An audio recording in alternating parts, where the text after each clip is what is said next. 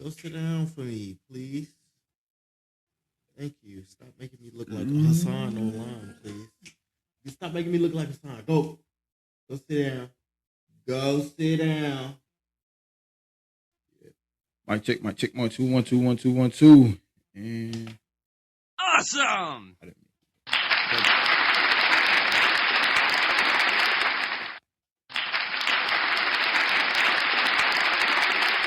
one time for the one time, man. Welcome back.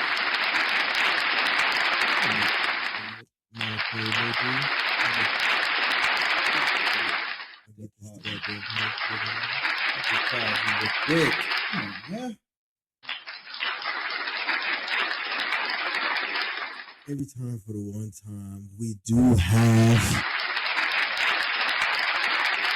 a special guest. Introduce my brother, my oldest brother. Adding him as a special guest too. You might have heard him yelling on episode 4. That nigga was yelling. We was in here yelling. Hard that day. No, we doing heavy duty part. Heavy duty Hard part. that day. And I'm gonna let that boy go ahead and introduce himself. You know, it's your boy Lorenz Blake for the one time, you know, tapping into the pod. Just want to speak, show my face a little bit. Yes. I feel like we got some topics that you can chime into as well. Okay. Very, very hard. I'm gonna turn the denoiser off because there's nothing going on in this motherfucker. But as you know from the last pod, we were arguing for probably about 42 minutes, 48 minutes. 48?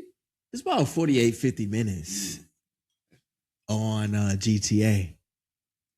Oh, on the last one. Oh yeah. It's probably maybe I might be OD. It might be 38. We spent a minute. We spent a hot minute on the game topic. Oh, just the game topic. But that's what this is for. That's what I don't main. like seeing. I don't be seeing enough pods really ranting about the gaming enough. Did it end in y'all a fallout? Did y'all fall Huh? on the topic? Hell no. Hell, we never do that. And I keep reminding people that from jump. We ain't gonna never just be like, It's a I disagreement. hate you, nigga. It's a disagreement. We'll never get to that. It'll just be like Will over there and I'm over here, and he will stand on that. Right, he'll stand on that hill, and I will stand. I'm more like a little lackadaisical, but I understand where you're coming from too. But sometimes that boy Will is man and king of the hill. Whenever he's passionate. But I do want to start the show with great blackness. Shout out to the BET Awards and things of that nature. I love the fact that we just got into our blackness and just went extremely hard. But I do want to open up with a good Lauryn Hill quote. I loved it, and I loved it so much to the point to where I want to put it on the pod. So, even though she is gonna go off. And protected me. And once I realized that not everybody got to have that experience, I felt like it was my duty, my responsibility to share as much love and to pour into much people as I possibly could. And music was a way for me to do that. I fight for y'all.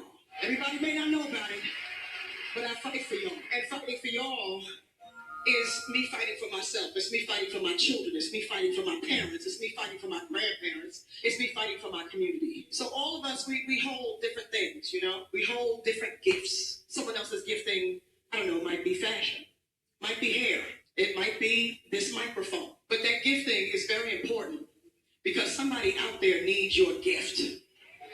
I'm rooting for everybody to be the best version of themselves that they possibly can. Because God made you that way. I'm rooting for you. And I'm grateful that you will find some time to. And I'm for parents who looked on me, who are into me. We just need to hear that more amongst black people for sure. Absolutely. First of all, how was y'all week? How was y'all Juneteenth? I had a birthday. Mine was July 10th. Happy birthday. For sure. Sir. How Tell them how y'all old you been turned it, feeling? man. Really, how about you, man? No one knows anything about what we got going on with Lizzo Break, so I'm gonna let you take it. You tell them about yourself, please. How old I am? Just Or what we talking? everything, whatever. I want to say with the quote that you just dropped, that energy is what I really felt at DreamCon. I want to say shout out to DreamCon, shout out to RDC. Yes. I felt like they brought exactly what this woman spoke about to the table. They brought that energy. They brought that type of vibe to every black person and opportunity to every black person. And I only got the opportunity to see, man, with my ignorant ass, one day in one flow, bro, man. I don't know, bro. That's how blown away, bro. That's how motherfucking blown away I was, bro. That's how blown away I was, bro. Yeah. Just the first day walking in that bit, you know what I'm saying, and just seeing, But just this seeing is the us. most blackest they said. You know what I'm saying, and just seeing us, bro. Mm-hmm. You know what I'm saying. Not saying that I wasn't, you know what I'm saying, looking for other races. Other races were there, but just seeing us with our energy to the max and not hiding it. You know what I'm saying, like breathtaking. You know what I'm saying. I seen people walking from our complex with their outfits. Mm-hmm. Like I felt like, and I think it's like I'm going on 36, and so I guess I'm coming from an age where, you know, we were sectioned off in high school. You know what I'm saying, where it was like it was jocks and it was like, you know, it was, you know, players. You know what I'm saying, and there was niggas who played with Yu-Gi-Oh cards. You know what I'm saying, and watched anime and shit like that. So, nerds, you know what I'm saying, black nerds for real. And so we really didn't mingle with each other like that compared to how 2026 is. 2026, like, I feel like we are just exuding who we want to be and not being apologetic about it anymore. You understand, and not hiding it anymore. Like that type of feeling right now is liberating. It's crazy, man. They killing it. As far as myself, you know what I'm saying, I'm, like I said, 36, military veteran. You know what I'm saying, food service specialist. Someone who has just been family oriented, if you will, and you know, somebody who's just been keeping the faith and striving on, if you will. You know what I'm saying. I'm an artist myself. You can find me on SoundCloud, LL Cool Blake. When it comes to some of my songs, but I'm working to get stronger in that field as well. But I guess I'm just real blessed to be here to, I guess, show my face and be more active, you know. Being more out there. Shout out to the Village Elite. fucking. And we are sponsored by the Emotional Club. Don't ever fucking forget that. Yeah, he look like he about to say something. And this is he the pod actually noticed me. Like I said, at DreamCon, I just felt like, bro, like I said, I only got to see the first flow and only went there one day because my schedule was just crazy with work and everything. But there was supposedly 2 other floors I was supposed to go see, and I'm like, man, what the fuck? I didn't even know that. But the first floor was just so fascinating. You know what I'm saying? With all the different costumes that you could see, the different shops. They had Dragon Ball Xenoverse 3 for you to play early. They had What you mean Dragon Ball Universe 3? Xenoverse 3 for you to play early, bro. Yes, sir. You missed it. Hold on, Pod. You missed it. You missed it. Xenoverse 3 Coming out next year, 2027. Not a specific date, but 2027. You could play that bit early. They had the Avatar fighting game you could play early. Okay, I've seen that before. Man, they had some guys selling Magic, selling Yu-Gi-Oh. Did you get your, please, let these niggas know. Elaborate. Very heavy Magic the Gathering card player. Yes, sir. Big Magic head. You know what I'm saying? Like, Let and these niggas I know. love the commander format. You know what I'm saying? I can't really say that I play all the other formats, but the commander format, I love it. I'm going on like probably 20, 21 decks right now, bro. Like just different building, bro. Shout out to Magic the Gathering, man. We got to get it more popping. Yeah. Getting all the nerds in That's here, a nice man. community too, though. All the nerds. It's Absolutely a nice. great community, great conversations community that I love. Magic the Gathering too. I don't necessarily play myself. I don't have a deck yet, but would I inspire to have a deck? Absolutely. Don't play with me. I am a Yu-Gi-Oh head. Don't put me in the cards. I will put the cards on there. Yeah. I like to commute that way. You know what I'm saying? I guess express that way. You know what I'm saying? It's real. I think it's fun being clever in overcoming somebody else's mind that way. That's Right. just fun. So, yeah, shout out to Magic. Pretty cool community there. For shit show. You ever play Magic, Will? Play Magic? Nah. I ain't never played it. No card games, trading card games. Nah, no trading card. Yu-Gi-Oh is like, I would say the closest, but I just love watching it. That's my thing. Shit. Yu-Gi-Oh is one of my favorite shows growing up. I love, what's his face? His Dark Knight something. I forgot his name, but he was my favorite character on there whenever he pulled him out. It's that dude with the hoodie and he got that stick. He purple. Oh, looking. talking about Dark Magician. Yeah, Dark Magician. Yeah, that was like my all-time favorite. That I don't nigga care got what an he said. entire family. Exactly. Like all-time favorite, but I just couldn't get into the card stuff like that. You know, Like the actual card. I love watching people doing it. It's fun to watch, but me, I'll let y'all have that. Y'all got it. Whenever I think Magic the Gathering, it seems like a card form of D&D, which basically it is. So that's the main thing it is, but I can't get myself into like collecting again, like having enough to like actually be like I'm collecting something again. Yeah. You know what I'm saying? That's where I'd be like, damn, I can't find it in my heart unless it's digital now because I did the digital Yu-Gi-Oh. So that's what I feel made like me when like it comes to that type of community, you talking to people who are strategists, you're talking to people who like math, who like language arts. You know what I'm saying? When like looking at words and reading and writing, they like that type of stuff. And so those are great minds. You know what I'm saying? Like I feel like those type of minds are not really talked about or favored. You know what I'm saying? Right. Like that. You know what I'm saying? strategic, tactical. Tactical people. You know what I'm saying, minds. But yeah, I'm about to get you, Will. We also not the best social though. That's it. Yeah, most of y'all got girlfriends and y'all married. You know what I'm saying? Or or y'all got something going on. Or single as fuck. Hard body single. Not the best social. But still, some of the best people to go with don't slip on that type of stuff. So, but I'm just going to start on this briefly. After this, you can shut me the fuck up. Okay? We don't have to talk about this ever again. What? But you already know what's happening. This is honestly an interesting take that I stumbled across because I've been having this kind of sentiment. If y'all don't like GTA, just push that forward 15.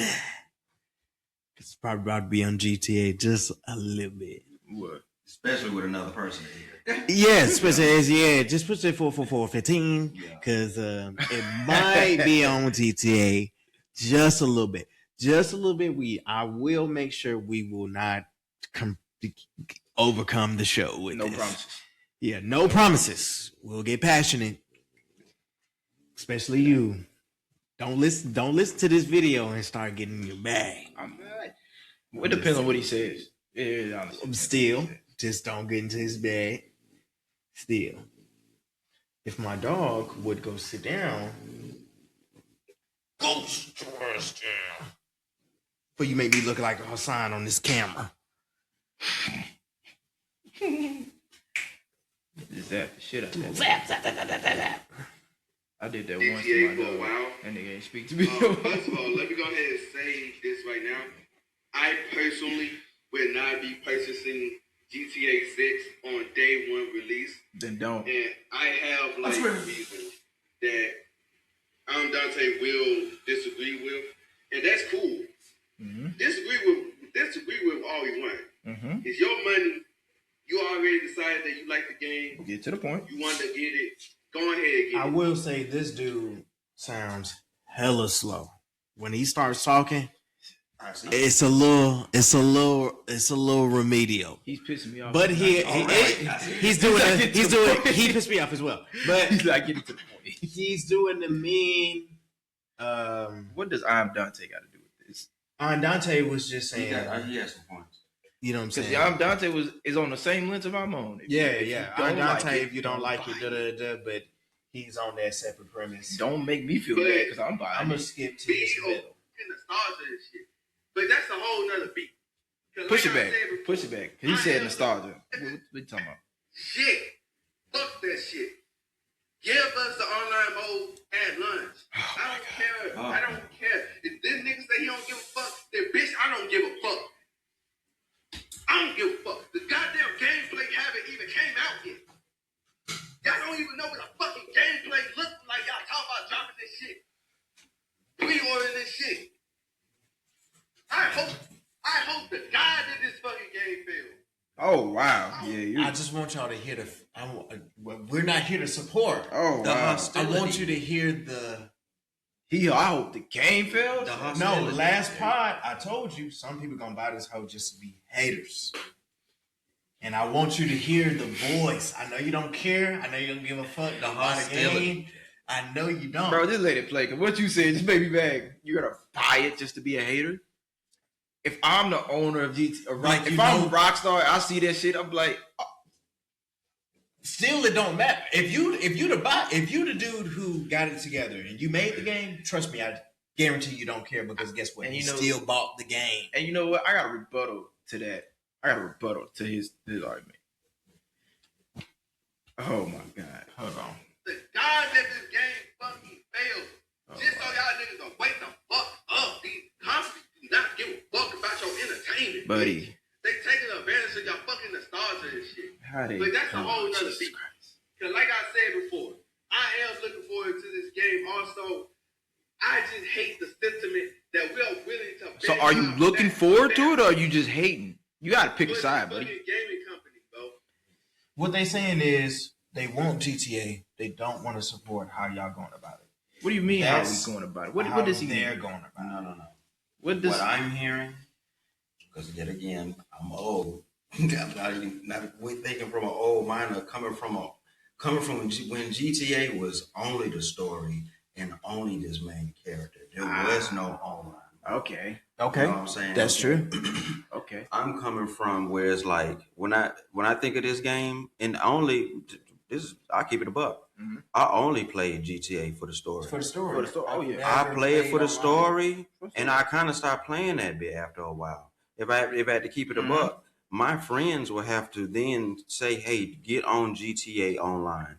That's an invite. That's not something I did personally as an investor coming into GTA. You understand? So he's a new type of GTA person. He's a GTA 5 strong type person to where okay. that's what you're screaming about is the online mode, because the online mode was crazy on this GTA 5. Yeah, and the only people who are biggest. screaming about GTA in that for sort of fashion is this newer people. You who knew was you knew to Makes this sense. community. Makes sense. You knew to this community. It makes perfectly sense now. which is the spoiled kids also. 'Cause It's also you- the super spoiled. 100%. So basically- because they get content every 3-4 months, Yeah, 6 months. super Damn spoiled. He's near. he's probably a 2013, 2012 baby. 100%. Yeah, for sure. We are like 100%, from, bro.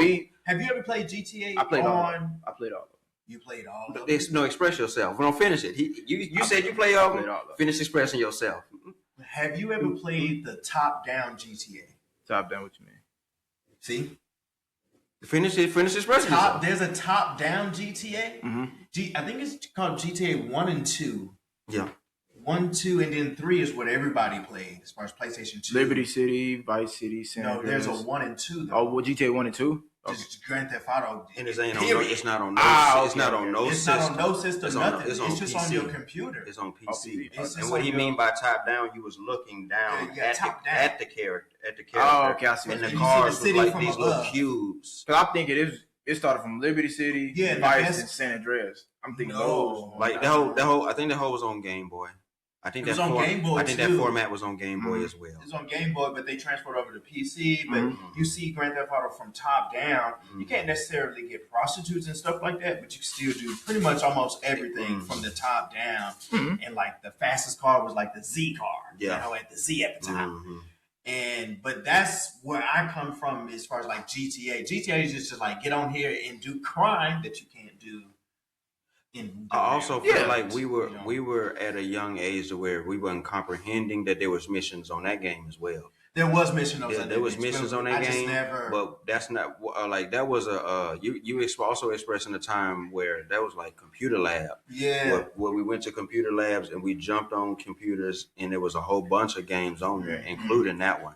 So when we did jump on there, that's all we did was get on that hoe and see how much crime we can start up. Yeah, and see and how shit fast like you that. get. You know what I'm saying? How much you can get the police on you. But there were actually missions, but they Yeah. wasn't guiding you to. No, them, nobody. though. No, there The wasn't game a itself strong. was not even guiding you to the missions. I think just like you gotta let the video play rest, but he just No, if the he rest just of it playing is it- pretty dumb. if he just playing it just I for got the story, you're missing out like on other things that's in GTA. Like Well- me personally, I play the story, but then also I like doing the side quest too. I yeah, I for get a sure. break from the He's playing story for and the go rob online. somebody and just He go around said and start let that wars. and shit. online.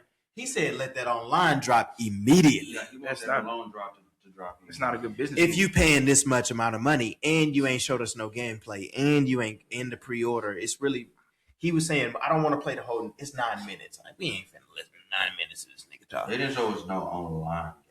You know what I'm saying? Because he is correct. He The is, online does look a little different from. We haven't seen the any main gameplay. we haven't seen no type of gameplay whatsoever. But it's like they only gave us the trailer The trailer and on how things are gonna look, and and that's whatever about the it. story is going to give us. It looked like some kind of some scenes that's in the missions. is what they- Yeah. Oh, just like missions. there's some clips in there where Some you can clips. see a little bit of something, But but they you didn't- they never didn't give really us- see like a right. full like a. They haven't shown you like even like 12 seconds of somebody driving the car. They said they invested $2 billion into this game. 2 billion. Bruh, and I'm not sorry. and not to mention This is about to be something so different.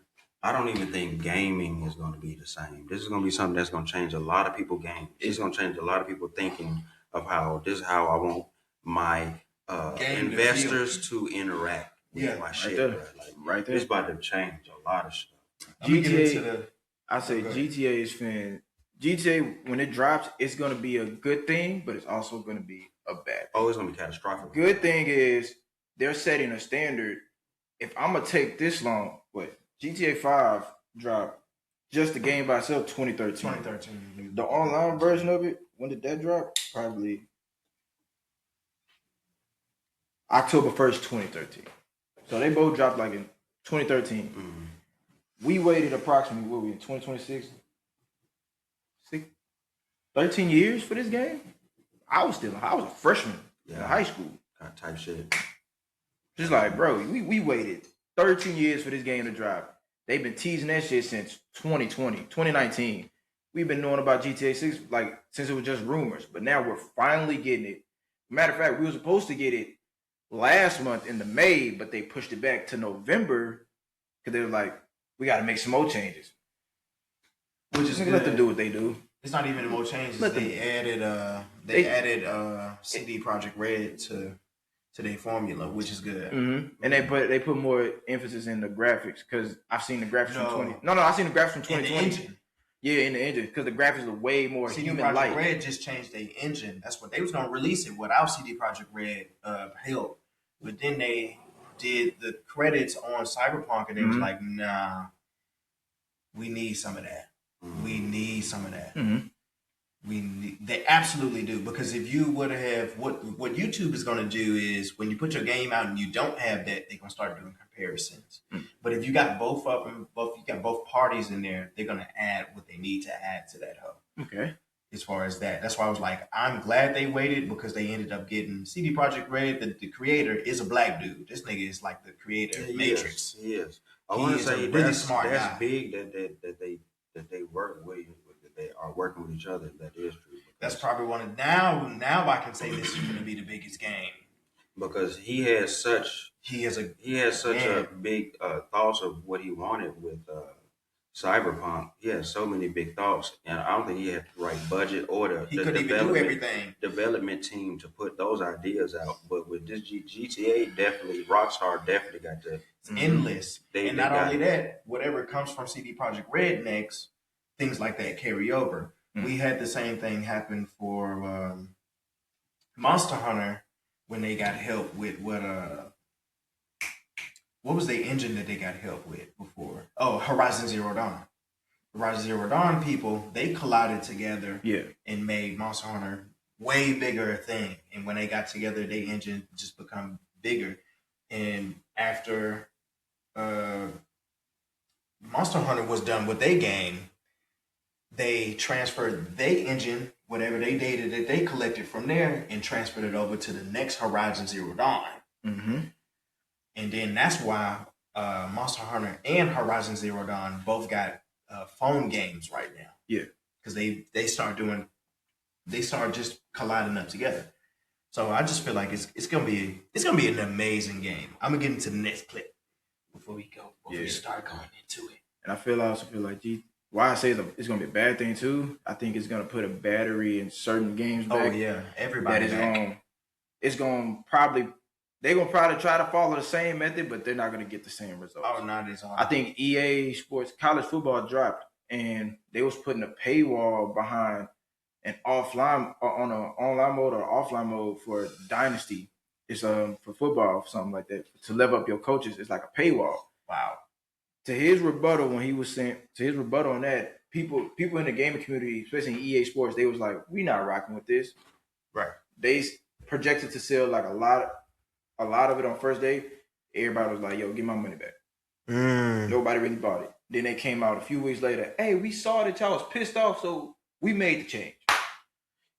And that's what I was saying. It's like we make enough cheddar. Trust me, they gonna adjust that hoe real quick. Not even chatter. You gotta do it. Yeah. You gotta stand up there like, I'm not buying it. Hey, refund me my money. Yeah. You gotta let them know that. You gotta nigga, vote with I'm your not wallet. liking this. You gotta vote with your wallet. Exactly. I'm not liking this at all. Man, you gotta, like I said, if they put $2 million into the budget. Hey, I ain't gonna lie.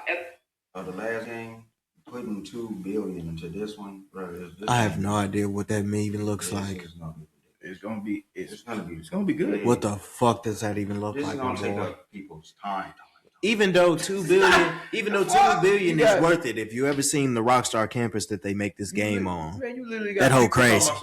I'm putting time off work to play this game. Oh yeah, I've seen them write contracts out for their girl. Like, you can't bother me while I'm on it. Like, That's crazy. Can't bother me. That's how serious this they is, wrote though. the contract out. And I that was gonna pull that and video that up, but I sounded- didn't. I didn't. Hey, pull you know that what? video up. The work stuff, I'm like, hey, I ain't I gonna don't lie. know if that's It ain't- AI or not, because white people, who the fuck told you to No, that's real. That is real.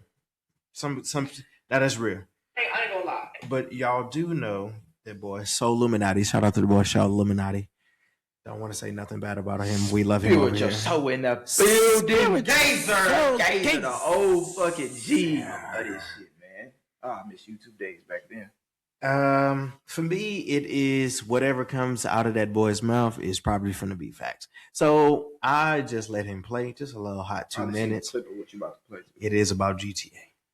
Hey, I ain't gonna lie. As a content creator, you have to participate and do Solid. something with this game. Just try it out, even You if you have don't no fuck with choice. it.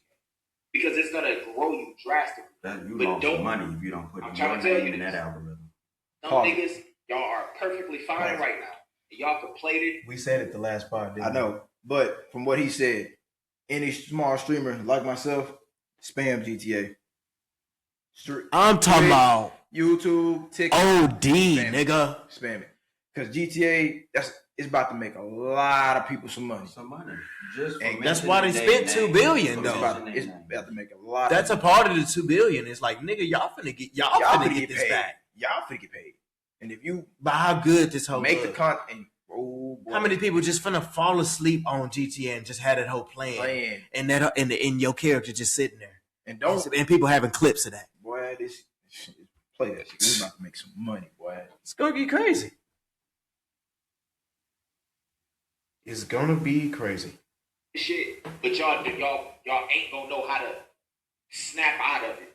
It's gonna be something that's so severe to niggas. I'm telling you, the addiction, the dopamine hit you gonna get from this shit. If it fuck around and start dying early, or if some shit start taking place to where the views ain't the same, it's gonna be hard for you to snap out of this identity of what GTA 6 is gonna make you become. Just like I told y'all, like how Fortnite niggas never was able to, like, bro, they just disappeared. Y'all remember all them Fortnite niggas back in the day? That's true. They just disappeared, bro. There's some Fortnite niggas who blew up. They left the 2K community, went to Fortnite, blew Pause up, it right had millions of subs. And I think the reason why people that play certain games are like going out the picture, I don't think they know how to adapt. You know what I'm saying? They're not very versatile. Yeah, they should have been moved on to Marvel Rivals. They should have been moved on to any game that's, I ain't gonna say any game that's popping, but they should have been able to maneuver. Right? Yeah. There's like, it's not gonna be like games like Call of Duty that's gonna be there. That's gonna give you the right view count in that. You have to be able to, hey, I can play GTA, or I can get on Arc Raiders, or I can get on Marvel Rivals, I can get on Fortnite. You gotta be able to maneuver yourself. You just stay stagnant on this one game, and then when something new pop out, it's just like, damn, like everybody else going over here, and you just stuck right here. Like, You still Fortnite, man. You still Fortnite that shit. I learned that even if you in the YouTube community, even if you suck at the game, just go put your name on there. Or Yeah. go put your Just play it. involvement. Put your involvement on there. Just play it, You know bro. what I'm saying? You know what I'm saying? I had For sent sure. you a clip about where I got the more of the information on how much the budget was. Okay. Gone. And there's some people, you gonna grow here, bro. There's some Fortnite niggas who blew up, they left the 2K community, went to Fortnite, blew up, had millions of subs. They're gone. And there's some people, you're gonna grow so fast playing this, it's just gonna fuck you up. Y'all don't know the faster you grow, like if it ain't no balance, the faster shit happens, you spiritually, your soul is not prepared to keep taking on that same frequency. It causes drains. You'll come to the point you don't even really want to, you probably want to play something else, but you're doing so well and you're doing so good at this one particular thing, and then it's pay to play, so it's all type of just different energy that's connected to it. This casino ass shit. I was just gonna say they're gonna add this game to the casino shit because you know they got casino shit in game now. They're gonna add this to it, so niggas are gonna be tripping, big tripping. Kids is done. The kids is done, bro. The game don't even. And don't let it drop on PC because that's when it really get crazy. It's dropping later on PC. I know, but when it later, that's when it really get crazy.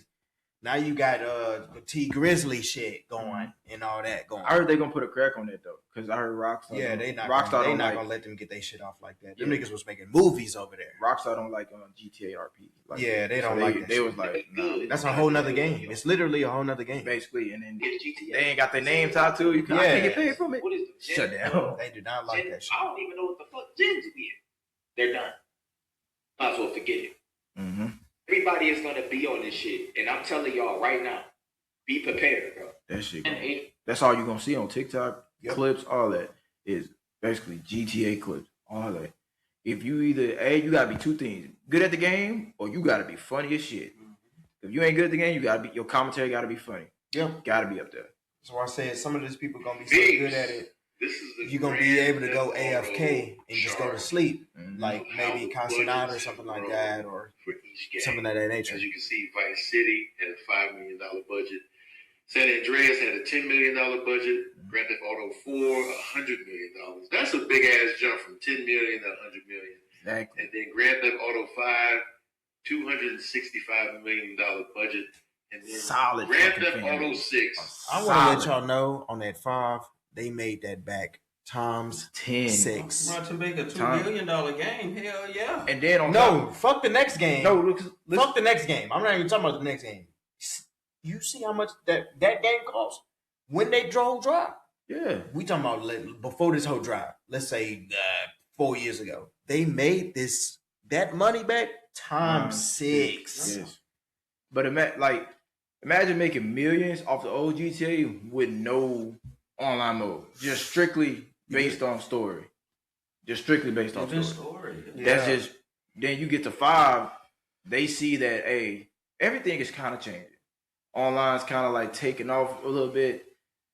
Let's throw that out there. Streaming. People don't know that Future album dropped like that because it's also supposed to be on Grand Theft Auto. He has his own channel. We're gonna talk about that album. It seems like we will never receive as an estimated budget of $2 billion. $2 billion. They went from $5 million to $2 billion in budget. They have a fan base. I'm sure you want to know why the hell. What the hell you gonna do? A $2 billion budget is crazy. GTA makes crazy money though. Let's break it down. Grand Theft Auto Vice City has a budget of $5 million. It grossed $800 million. 17.5 million copies sold.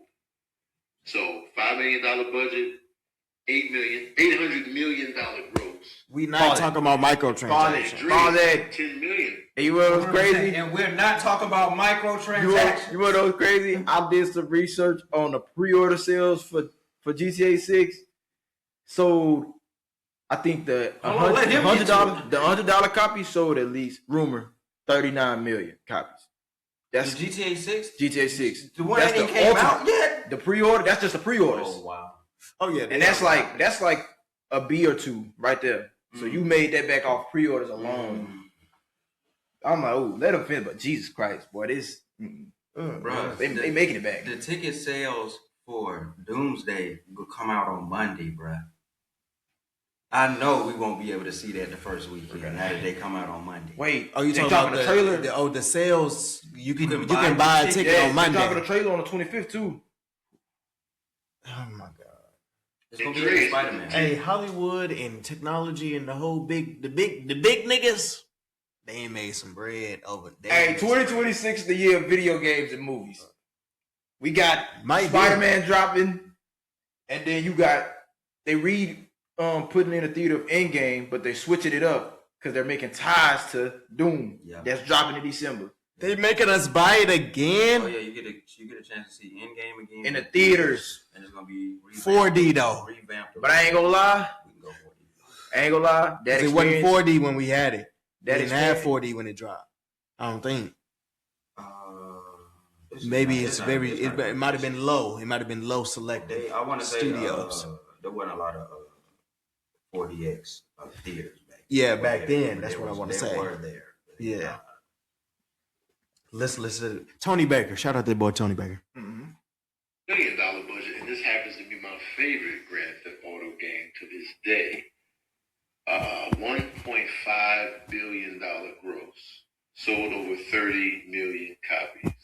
Bro. 1.5 billion. 1.5 billion. Grand Theft Auto 4 made $2 billion in revenue. $2 billion in revenue. Billion. Grand Theft 5 made over $10 billion in revenue worldwide. Let me say that again.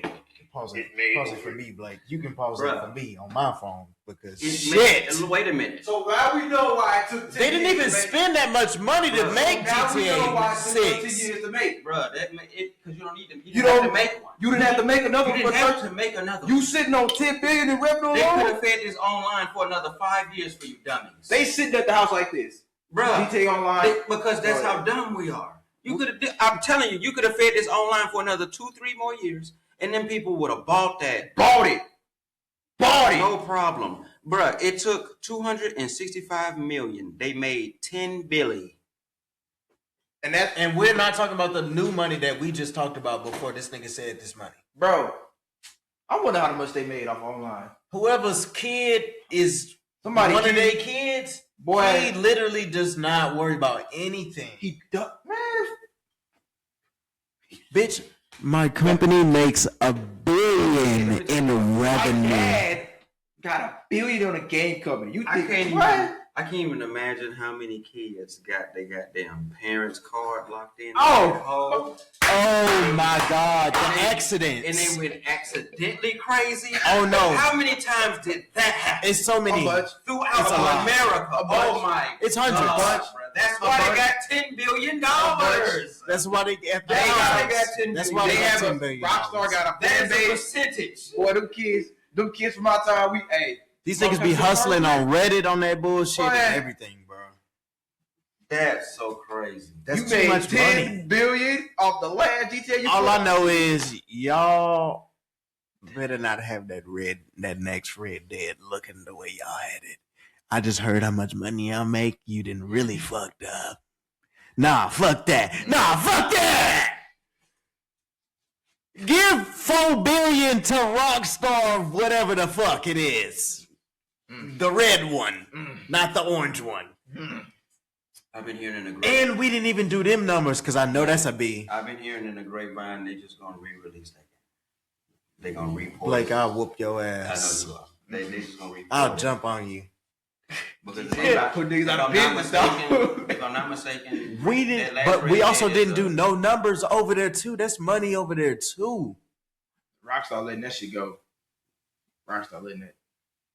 Even if that's not a B, that's an M. It's a good Red Dead is a good. From what I hear, it's a good game. It's a. It could definitely compete with GTA, but I'm talking. No, I'm not compete. Just like as far as like how much money we making over I here feel like as a whole. I feel like it could have competed. It's right behind. It's number 2. Like I think it'd have been tied if they would have did the formula how they doing with GTA. Come on, bro. 2, man. They got to figure something I've out. never heard a gaming company have a B. Now I understand. Let them work. Now I get why you're Let them like, cook. okay, just give me $100, bro.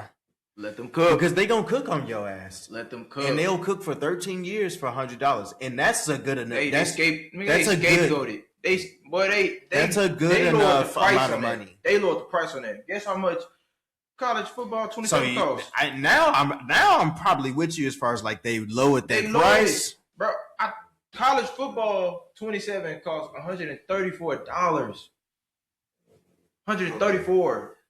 Like I said, I'm doing my research through the grapevine. They may be right. They may re-release Red Redemption 2. Oh, Blake, I thought you was gonna look up how much Red Dead make. I'm not. I'm just going to go ahead and fix your little heart. Red Dead Redemption ain't getting no 3 because they probably just. Oh no, I know they probably- gonna. I know they really probably releasing. just gonna re-release. They it already on talked- the PS5. They are talking about 3. They Because not this talking was a about game it. that It's came not out finished. on It's not PS4. finished by the long Also, hard though. Grand Theft Auto 5 was a game that also came out on PS4. They've been riding this hoe for a long time. I mean, if you Rockstar, why would you?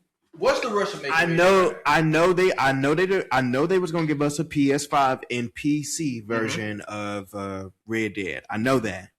Well, they already got PC. I know they was gonna give us a PS5 version of that. I know they was gonna do that, but I already know they already talking about Red Dead 3. It's nowhere near. It's not even in the graphic mode. That's what I'm Yeah. saying. Like What that is hoe the- is nowhere near. What is the rush Trailer. for making Red Dead right now? It's not. I'm just saying. I'm saying as much money as they making, do not have my Red Dead looking crazy. Like I said, GTA 6 is about to ruin gaming because the standards is up. That's me. Yeah, you ruffling it. The standards is up. Like right now, what you doing? Don't make Red Dead look like that. The standards up there. Yeah, for sure. Y'all did this. Put some money in that. Hey, but Put some of some those money behind graphic that notes that you see on GTA 6 is 6, right? Yeah. Is from Red Dead. I just want to let you know that. I've already if I seen the gameplay that I have seen, the little leak that I have seen, if that is real, I was like, oh no, this is Red Dead times. It just looked like I'm with you. They say that Red Dead 2's budget was $540 million. And then I'm looking at their gross, how much they made. Red Dead was $540 million. Yeah. Oh hell no! Y'all niggas paying for these niggas also pay for the campus too. If you see the Rockstar campus, that whole look like a goddamn college campus. They got a tennis court, all different types of shit for these niggas recreational to get their shit off. Or get their thoughts off. And then Red Dead only made $2 billion back. So they spent $5 and only made $2 billion. Yeah, I know they didn't. I know they didn't make as much back because it just wasn't as big as it's really supposed to be, even as long as it's been, even with the updates. But I think that at least they made their budget back and then some. But I don't think that it meets their metric numbers that their other games make for them to be like, let's invest another $575 million at least into the next project. I just don't see that. Mm-hmm. Since we are talking about gaming consoles and stuff like that, but they are increasing the prices on all of their consoles coming in August 2026. And that's terrible. I will never be happy about console prices increasing, regardless of whatever the reason, but it is what it is. The Series S is definitely going up in price from $399 to $499. That's for the 512 version. And then the 1 terabyte version of the Series S is going up to $600. The Series X, God bless. The Series X is going up to $800 from $649, $100 price. Every single major gaming console either is getting a price increase or has had a price increase this year. I'm sorry, bitch. That ain't a price increase. Price increases be like $50. Damn. This is a $200 to $300 price increase. We going off bat and going straight to, oh, this console just re-released and doubling in it now.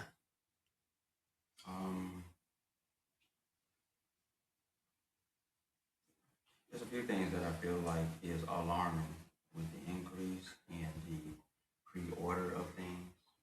You know what I'm saying? I feel like personally, what if companies are trying to get ahead of something that's getting ready to happen? You know what I'm saying? Like, hey, man, let's go ahead and put out a product and be like, you know what I'm saying, get the money out the way. Because, like, we're buying something that comes out in the future. We don't even know if we're going to see that day. You know what I'm saying? Like, that's just personally how I feel.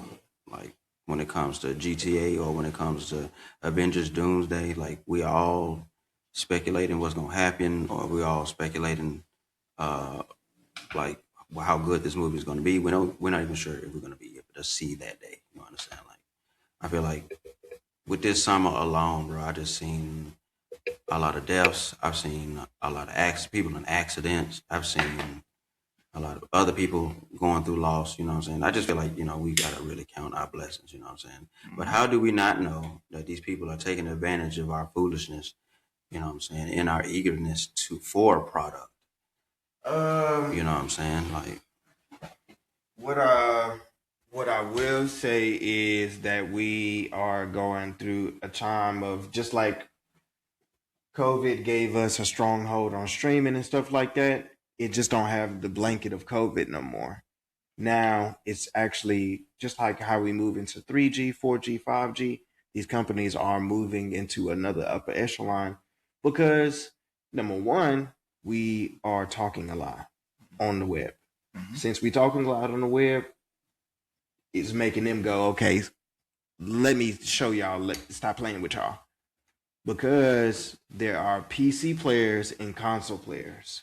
PC players don't mind spending that $2,000, but they see that console players envy PC players. So now they just like, okay, well, if y'all envy them over there, go ahead and pay the price. Because they see how much the PC players pay for their PCs. And not only that, this small little cube just came out that emulate shit for like $500.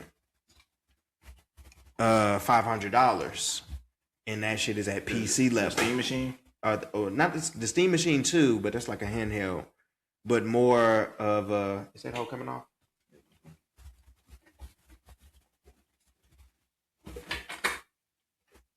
put it that way.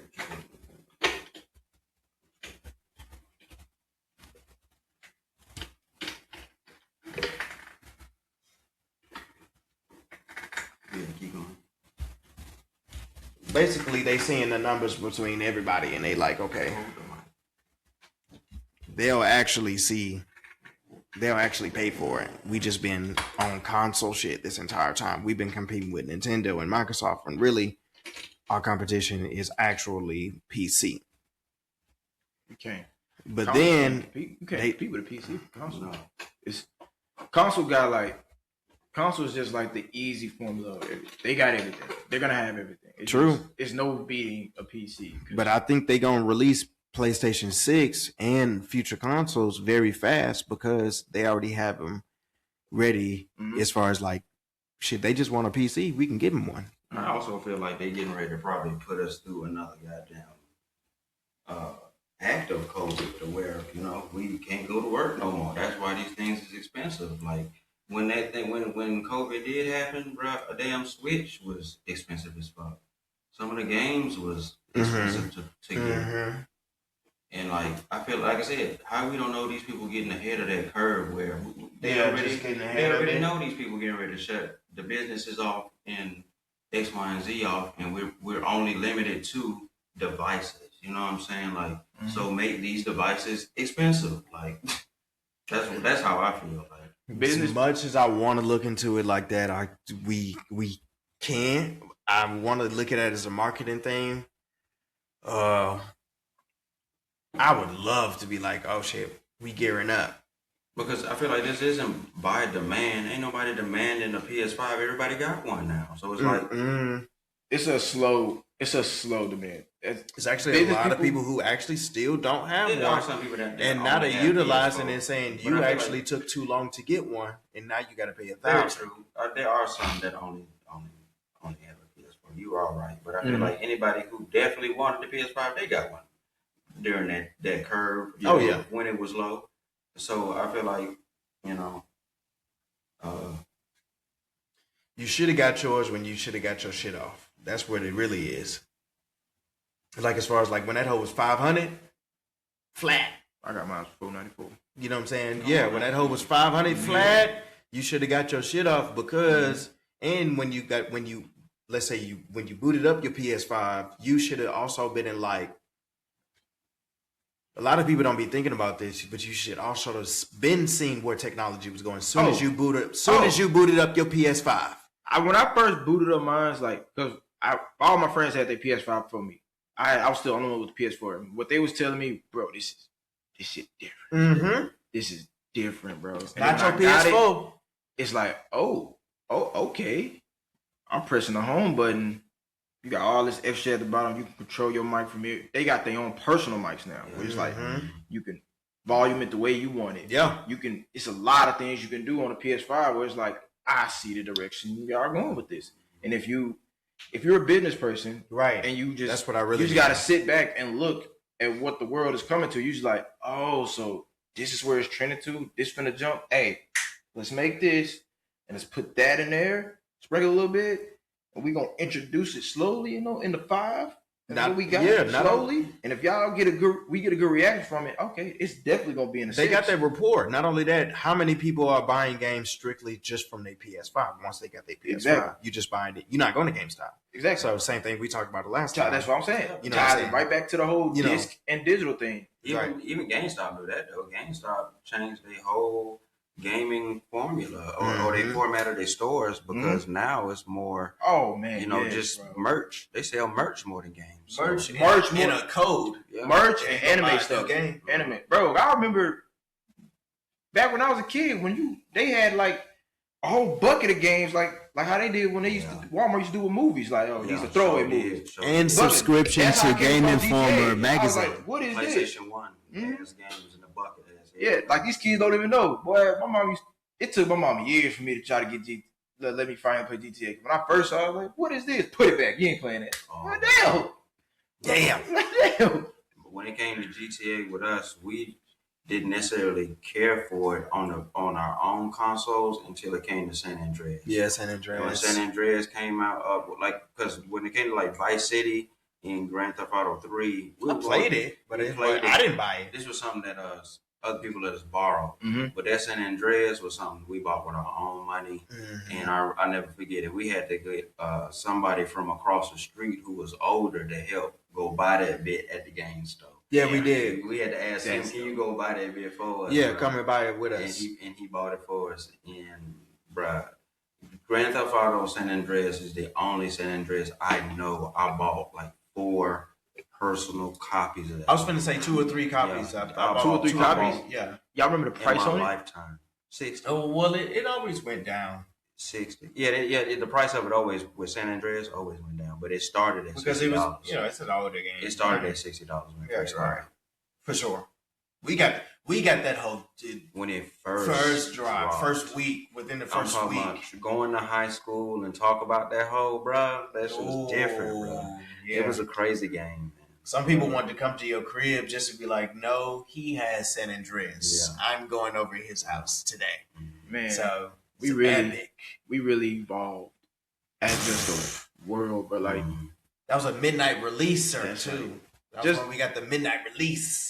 Cause just imagine back then when we was all younger, PlayStation, PS2, PS1, we used to have to plug the shit in to the yellow, white, red. stuff. yeah. It used to be all that. Then our controllers was like the cords and stuff. Yeah. That turned us to like a little mini electricians. Like, Yeah. all right, this goes here. If this ain't working, all right, cool. We're gonna do this and that. So now it's like Blowing that boom, hole. boom, boom. All right, it's done. Blowing that bit too. I've seen people CD. put tape on their shit because of the Man. cord. So it's like, bro, we came a long. This world came a long way from where it was technology wise to like now. Mhm. Oh, man. Advanced, nigga, 100%. Big jump. huge jump, especially I keep with my Amazon ears to and the how that street, shit going. and y'all mad over this G. This guy's more so on your point, but I'm going to let him get his shit off. GTA news, y'all fake. Y'all giving fake attitude. 'Cause I keep my ears to the street, and y'all mad over this GTA news. Y'all fake. Y'all giving fake attitude.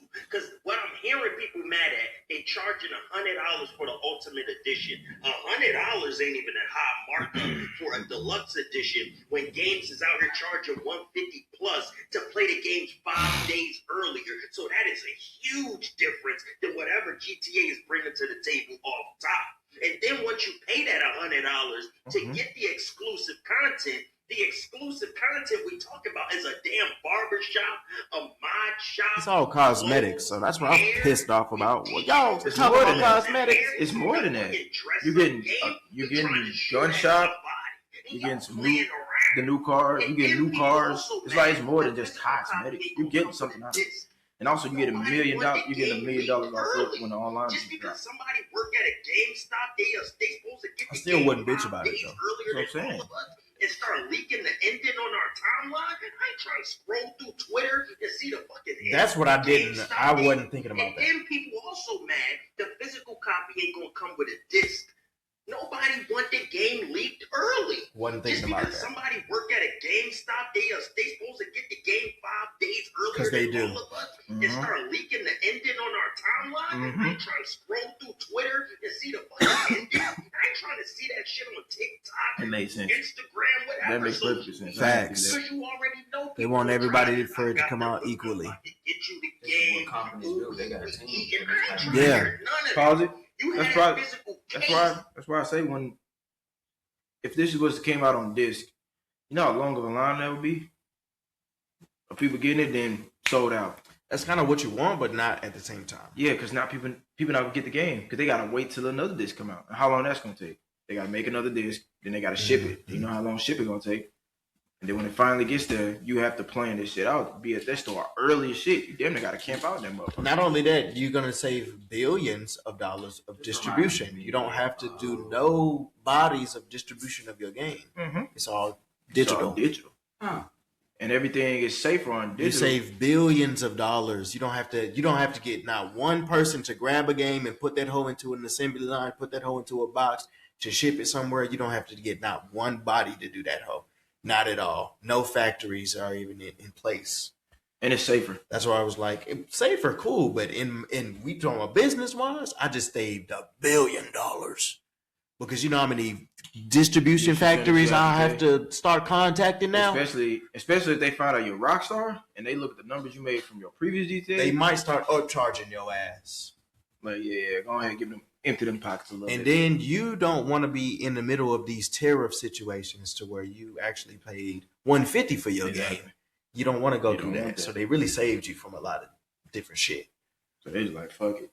And them niggas said nobody's electric. So that's why I was like, now that I super get it. Them niggas ain't getting out one factory to get the box. We had an hour. Okay.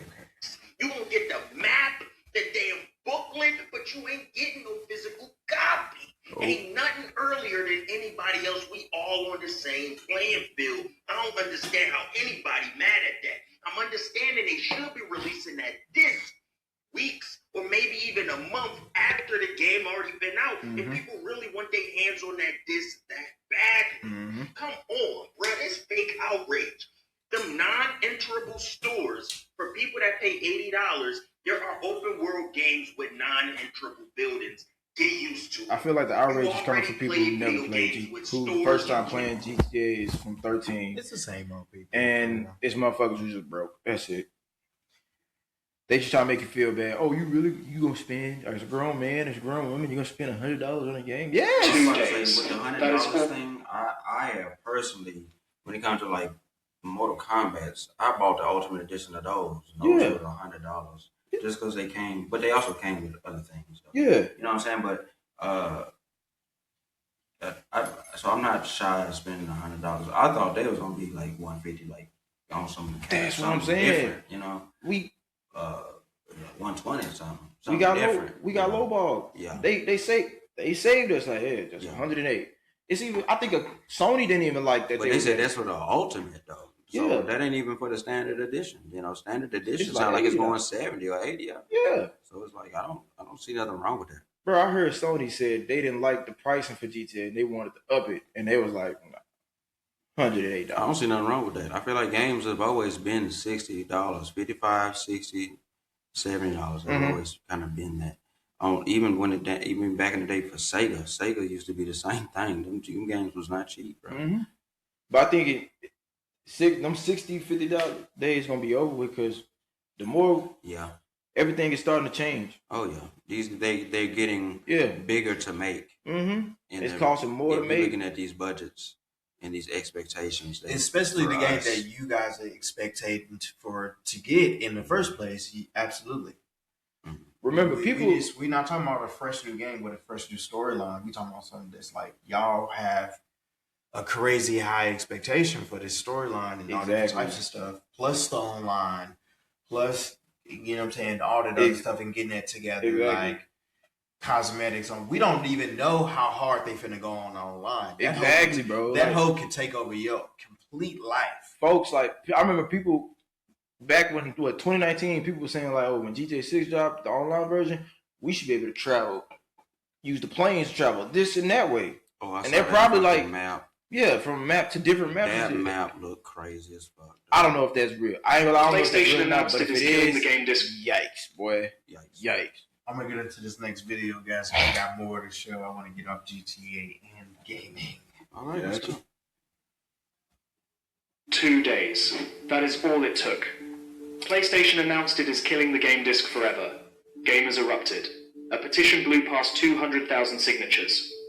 And exactly 2 days after that announcement, Sony's own CEO quietly sold more than half of his directly held shares in the company. No, it is never a great sign. Sony's gonna be wetting himself a little bit, ladies and gentlemen. Not sold over half of his company stock. His name is Hiroki Totoki. The paperwork is public, 225,000 shares, worth about $4.7 million. And he was not alone. Sony's chairman offloaded 400,000 shares on the very same day. The chief strategy officer cashed out too. Add it up, roughly $10.5 million of insider selling, in a single day, right after the most hated announcement in PlayStation history. Damn. All of it perfectly legal, all of it terribly timed, so the question writes itself, what do they know that we don't? Stay with me, because underneath all the gamer rage, this is really a story about money, and it is a beautiful one. Here is what Sony actually announced. From January 2028, every new PlayStation game goes digital only. No discs. Not fewer discs, zero. The little spinning circle that built gaming, gone. We was just talking about GTA. Yeah. Sony on the disc. I think what they said, he said 2028, right? 23.8. That's what Sony said. I saw they that. gonna They do don't this. want to. They cutting their costs. They don't want to talk. They don't even talk to these companies no more. To understand why gamers feel stabbed in the back, Throw away all the you bodies. need to remember one legendary advert. This is how you share your games on PS4. People say, Thanks. Years ago, Thanks. when Xbox was flirting with restrictions on used games, He just had the PlayStation damn ended the case. entire argument with a 10-second video on how to share games on PlayStation. Yeah. One executive simply handed the disc to the other. Handshake. Done. The internet crowned them the company that respected ownership, and Xbox never recovered that generation. That same company is now deleting ownership altogether. Because here is the small print nobody reads. When you buy a digital game, you do not own it. You own a license. And a license can be revoked. The game can be pulled from the store. The servers can be switched off. You are not buying games anymore. You are renting them forever at full price. That is why hundreds of thousands of people signed a petition called Don't Kill the Disc. That is why players cancelled subscriptions in protest. That is why some game shops refuse to stock these empty boxes at all. One retailer said it perfectly. If a product cannot honor the people who pay for it, we have no business selling it. So why would PlayStation walk into this storm on purpose? Simple. Follow the money. Every disc means factories, plastic, shipping trucks, and a shop taking its slice of the sale. Digital means none of that. The full profit sails straight home. And the biggest prize in gaming made the decision easy. GTA 6, over a decade in the making, more than $1 billion spent, possibly the biggest entertainment launch in human history, revealed that even its so-called physical edition contains no disc. Just a download code sitting inside an empty box. A code that locks to your account the moment you use it. You cannot lend it to your best friend. You cannot sell it when you finish. Every single copy is a copy that can never be shared. Now multiply that by hundreds of millions of players, and you can hear the calculators singing in the boardroom. And, truthfully, the war was already ending. Sony itself says 85% of its games are sold digitally. Around a quarter of new consoles ship without a disc drive at all. And PlayStation is not doing this from weakness. While Xbox's new leadership cuts thousands of jobs, PlayStation is stacked with exclusives and carries GTA 6 in its pocket. They are not killing the disc because they are losing. They are killing it because they are winning, and they believe nobody can stop them. Which brings us back to the CEO, and here is the twist most channels will not tell you. Sony's stock did not crash after the announcement. Since the sell-off, the stock price has risen about 6% to $21.21 a share. But the company has been quiet about this decision. They haven't reacted to the number of people who are upset about no longer being able to use physical media. It rose. Investors loved the decision. Only the fans hated it. Two audiences, one company, and the company has clearly chosen which one it serves. So no, nobody can prove why Totoki sold at that exact moment. Executives sell shares all the time. But when the boss drops 56% of his stake, 2 days after the most controversial decision his company has made in a generation, with no explanation attached, you are allowed to raise an eyebrow. The internet raised both. So, here are my two questions. Would you pay full price for something you can never truly own? And can the disc still be saved, or is this fight already over? Drop your answers in the comments. And like or bookmark this. Yeah, man. I just hope that they, if they do go fully digitally, they at least make it to where we own it digitally and not no license. That'd be dope if they can do that. But that's kind of why I kind of fell out of gaming, because it's like we don't own that shit no more. Never. It's no point no more, bro. And then, you know what I'm saying, I been knew they was gonna fall out of using disc. That's something I've been felt in the community. For sure. Once Once I seen that Apple Pay on TV, I was like, oh, it's over. Mm-hmm. Especially with the decline of how GameStop is not selling discs no more, or how GameStop don't really, just move discs no more. They just, you can just, I saw it then, I was like, okay, gaming and how it's being distributed is definitely changing. But I personally don't like just that little small fact that if you do buy it digitally, you don't own it. That's quite weird. It just doesn't give a good settlement. And that's what I was trying to explain the last one. I was like, I know some people just like, if it work, it work. Which is true. If that bitch work, it work. I mean, it does work, but why Yeah. sell it to us for the full price? If you was gonna do that, do it cheaper then. That if we don't Oh, you own saying it, digitally? if we don't own it, then it shouldn't come out at $80, $70.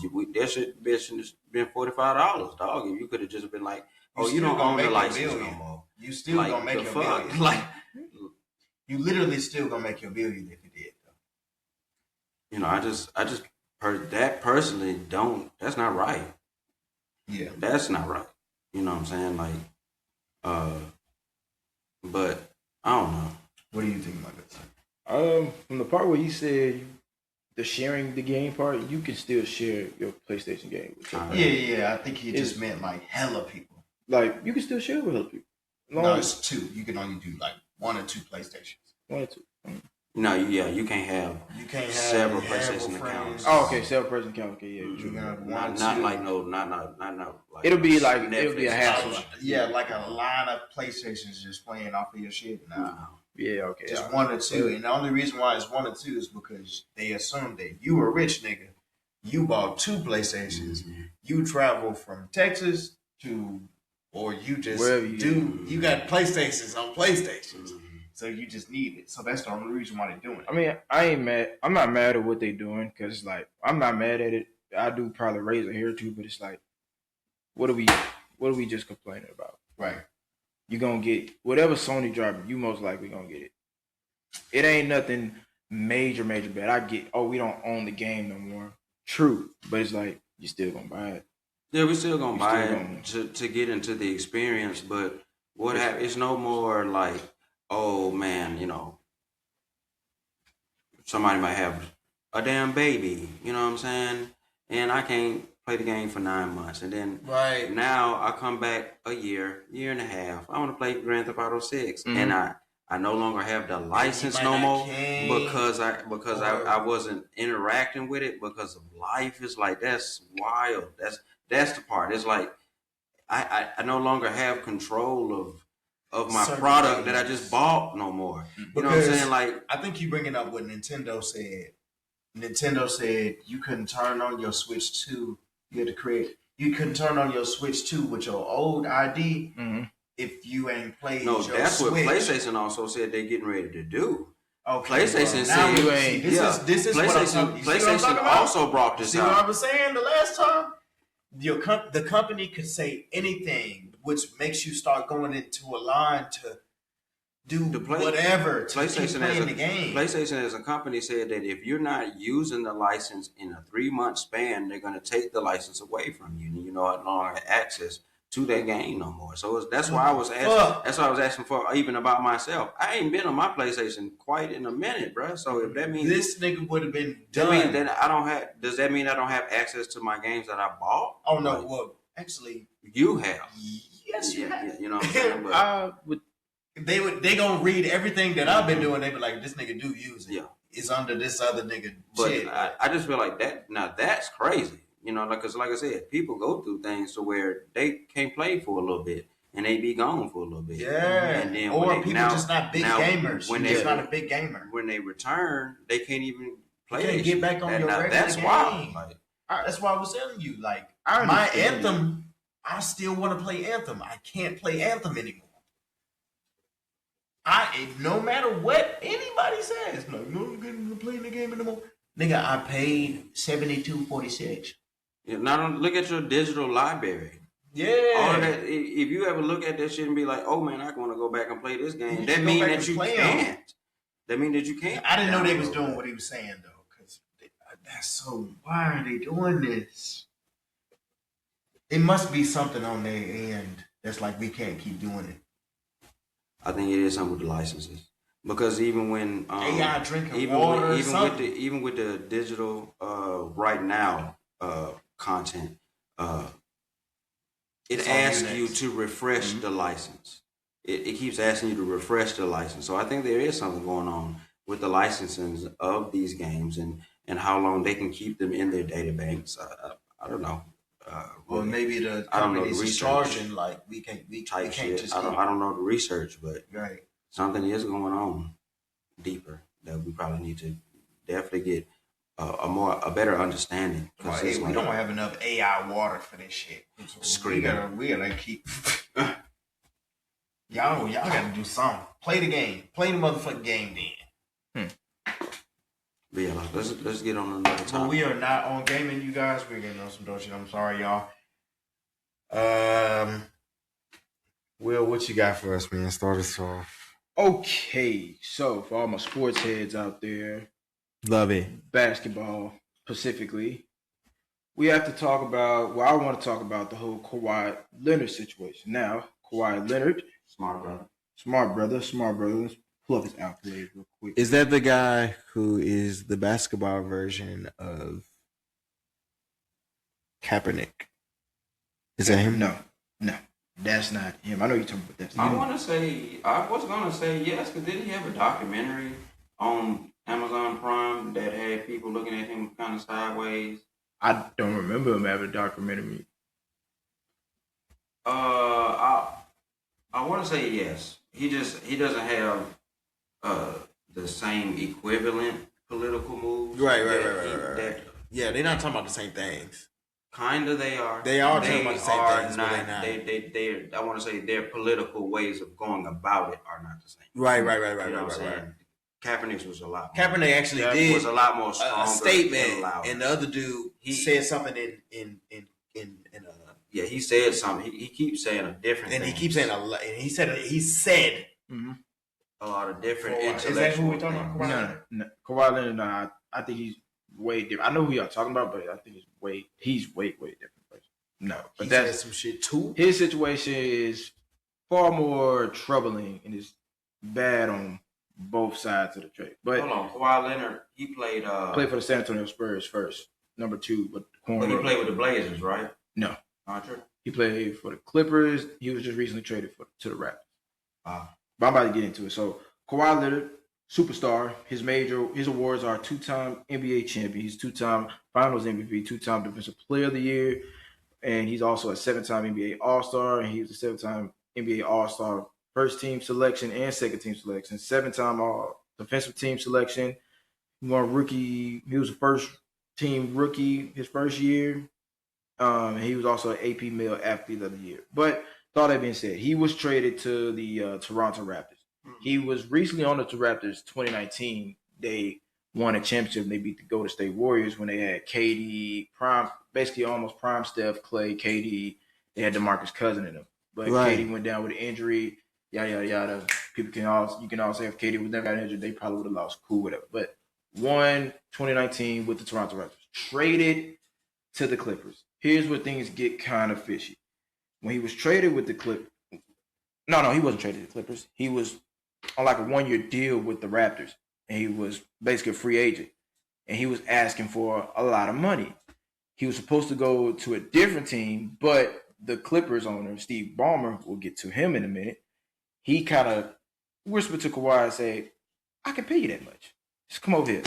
So rumor has it that he went to Steve Ballmer, got the money, but the money part is what's iffy because Steve Ballmer has a history of paying somebody under the table. We're about to get into it this video. My guy Lo, he kind of breaks it down. Okay, we got to go back to talking about the whole Kawhi Leonard and aspiration scandal because the biggest transaction so far this offseason has been put on ice. Yes, Kawhi being traded back to the Toronto Raptors, and in return, the Clippers receiving Brandon Ingram, Grady Dick, and a bunch of draft capital is now been put on pause because the investigation that includes Kawhi, Steve Ballmer, and a company named Aspiration, where allegedly Ballmer was using said company to pay Kawhi Leonard under the table with an endorsement deal is not only on company named Aspiration, where allegedly Ballmer was using said company to circumvent the salary cap to pay Kawhi Leonard under the table with an endorsement deal is not only ongoing, but news just broke from Shams that if the Raptors continue down this path of trying to acquire Kawhi from the Raptors, then they will be the team to assume any penalties or ramifications that come along with having Kawhi on the team, which could potentially go as far as a voided contract, something you certainly don't want to do because you could potentially just sign Kawhi in free agency either on a vet minimum or a mid-level exception without giving up any draft capital. But of course, this is far bigger than just that. Okay. Okay, now I got the intro out of the way. Let me just talk to you for a second before we get into this information. Bro, how did we get here? Bro, this has been like an ongoing investigation for nearly a year now. And I do understand there's been a lot more information that's happened over the past really 2 months. But still, the fact that we still have not come to any type of conclusion about this is ridiculous. And it's also ridiculous not only how poorly reported this whole story has been. Outside of Pablo Torre, it seems as if like no one at all is actually interested in this story, which is very concerning. But to and more importantly, I found it fascinating that Kawhi was even able to get traded in the first place, knowing that this investigation is ongoing. And there has been some reporting from The Athletic that's been conflicting with Brian Windhorst and Shams about did the Raptors know before or after the transaction. Let me just say this before we get deep into this. It doesn't really matter. Who cares? Every team in the NBA had to assume potentially the worst outcome when trading for Kawhi because there's just no rhyme or reason why this investigation would still be going on if there isn't some credible information that would force them down this path that has extended itself to nearly a year, nearly 12 months. And the fact that the Toronto Raptors were willing to take on that risk lets us know that potentially at one point they may have came to the conclusion that maybe it's not that big of a deal. But then for you to get cold feet just days after it, once news got to you that, hey, you're going to have to assume any of the disciplinary action and penalties that come along with having Kawhi, lets us all know that it's very realistically on the table that something could or could not happen. Now, how exactly did we get here? I'm assuming that most people who are watching this video has some baseline understanding, but if not, I'll put a video either on the screen now or at the end of the video because there's a lot of information, but just a very brief summary. You have Steve Ballmer, who's the owner of the Los Angeles Clippers, Kawhi Leonard, who was leaving the Toronto Raptors back in 2019, and during that summer, he's going around the world trying to figure out where he's going to go, and in the pursuit of doing so, it is alleged from his representative at the time, which is his uncle, Uncle Dennis, he was asking for things that he should not have been asking for. That gets denied by a couple of teams. We'll talk about this later as well in greater detail. But then Steve Ballmer allegedly was okay with this, and he decided, hey, come over here and I'll pay you under the table with an endorsement deal from Aspiration. Fast forward to really last year, Pablo Torre, he blew the whole story up. He started to connect a lot of dots, and the reason for this is because the company Aspiration was going belly up. And moving forward, I actually don't have to say allegedly because one of the new bits of information is that it is 100% true. Aspiration was a fraudulent company because the co-founder and founder of said company, they're now in prison. Actually, that news just broke in the beginning of June where Joe Sandberg, who was a reoccurring character in this whole debacle, now he's now been convicted and he's going to prison for 14 years. And I think it was like $250 million or around that ballpark that they had scammed out of people. Basically, yeah, Aspiration was a scam. Why is basketball getting more scammy and scammy by the year? I don't understand it. I never did. This company and it's the players. It's not even just the players. It's the players. It's the upper echelon and the owners. But that they getting caught in some shit that they probably should have been getting caught for years. That's what I'm saying. And people not thinking like, how is this? I'm looking at the CEO, the commissioner, Adam Silver. You're letting all this slide from under you. You mean to tell me you ain't got a hint of this? What's going on? You mean to tell me like this was never presented to you to be like, hey, I think you should look at this. It probably was, and he was like, it's nothing. You waited till they get this big and be like, oh shit. You got like roach. So for a fact, you got like roach water leaks in this. Yes, like so type of situation. You're letting some shit build up over time to the point where it's like, damn, like this got too crazy. Be like, you should. Nigga, this roach water leaks. You exactly tied this up a long time ago. And you was just like, nah, we got money. That's what they're banking on. Getting money. This was indeed a fraudulent company, and the whole premise of the company is that they will plant trees on behalf of other entities. And the reason for this is because said entities will receive carbon credits, so they would like get some benefits from it. At the end of the day, it was a scam. Don't really matter. But the reason why this is so important is because if it is true that he paid them under the table, that is against the rules. And I do believe a lot of people, again, are just like dancing around this. Outside of Pablo Torre and a couple of people like on YouTube, like myself, nobody else is really covering the story. And it's actually very concerning because the ramifications behind this, they're massive. And there are bits of information that few people are missing out on. So let's get right into this because it is a lot. If you do need a little bit of relaxation, now is this this money laundering? How long the video? So the first It's thing not that you 19 need to minutes, but I understand. ain't gonna play it for 19 minutes. I was going to say. It's not money laundering. What he's doing is like, I'm paying, basically, I'm the NBA. Well, he's doing some under the water. I mean, yeah, it's under under the table type shit. I'm paying you through an endorsement deal, so I'm not paying you out of my own pocket through the team and all Right. that. That's basically illegal. That you can't do that. I gotta read into the rule books on why they can't do that, but you just basically can't do that. It has to be from with the team's money, because you think about it like this. I got a superstar on my team, right? I'm paying him under the table, not of my own team's money, but I'm paying him with another company that's scamming folks, right? Right. He has more wiggle room to probably sound like some other superstars and probably could do the same shit with them.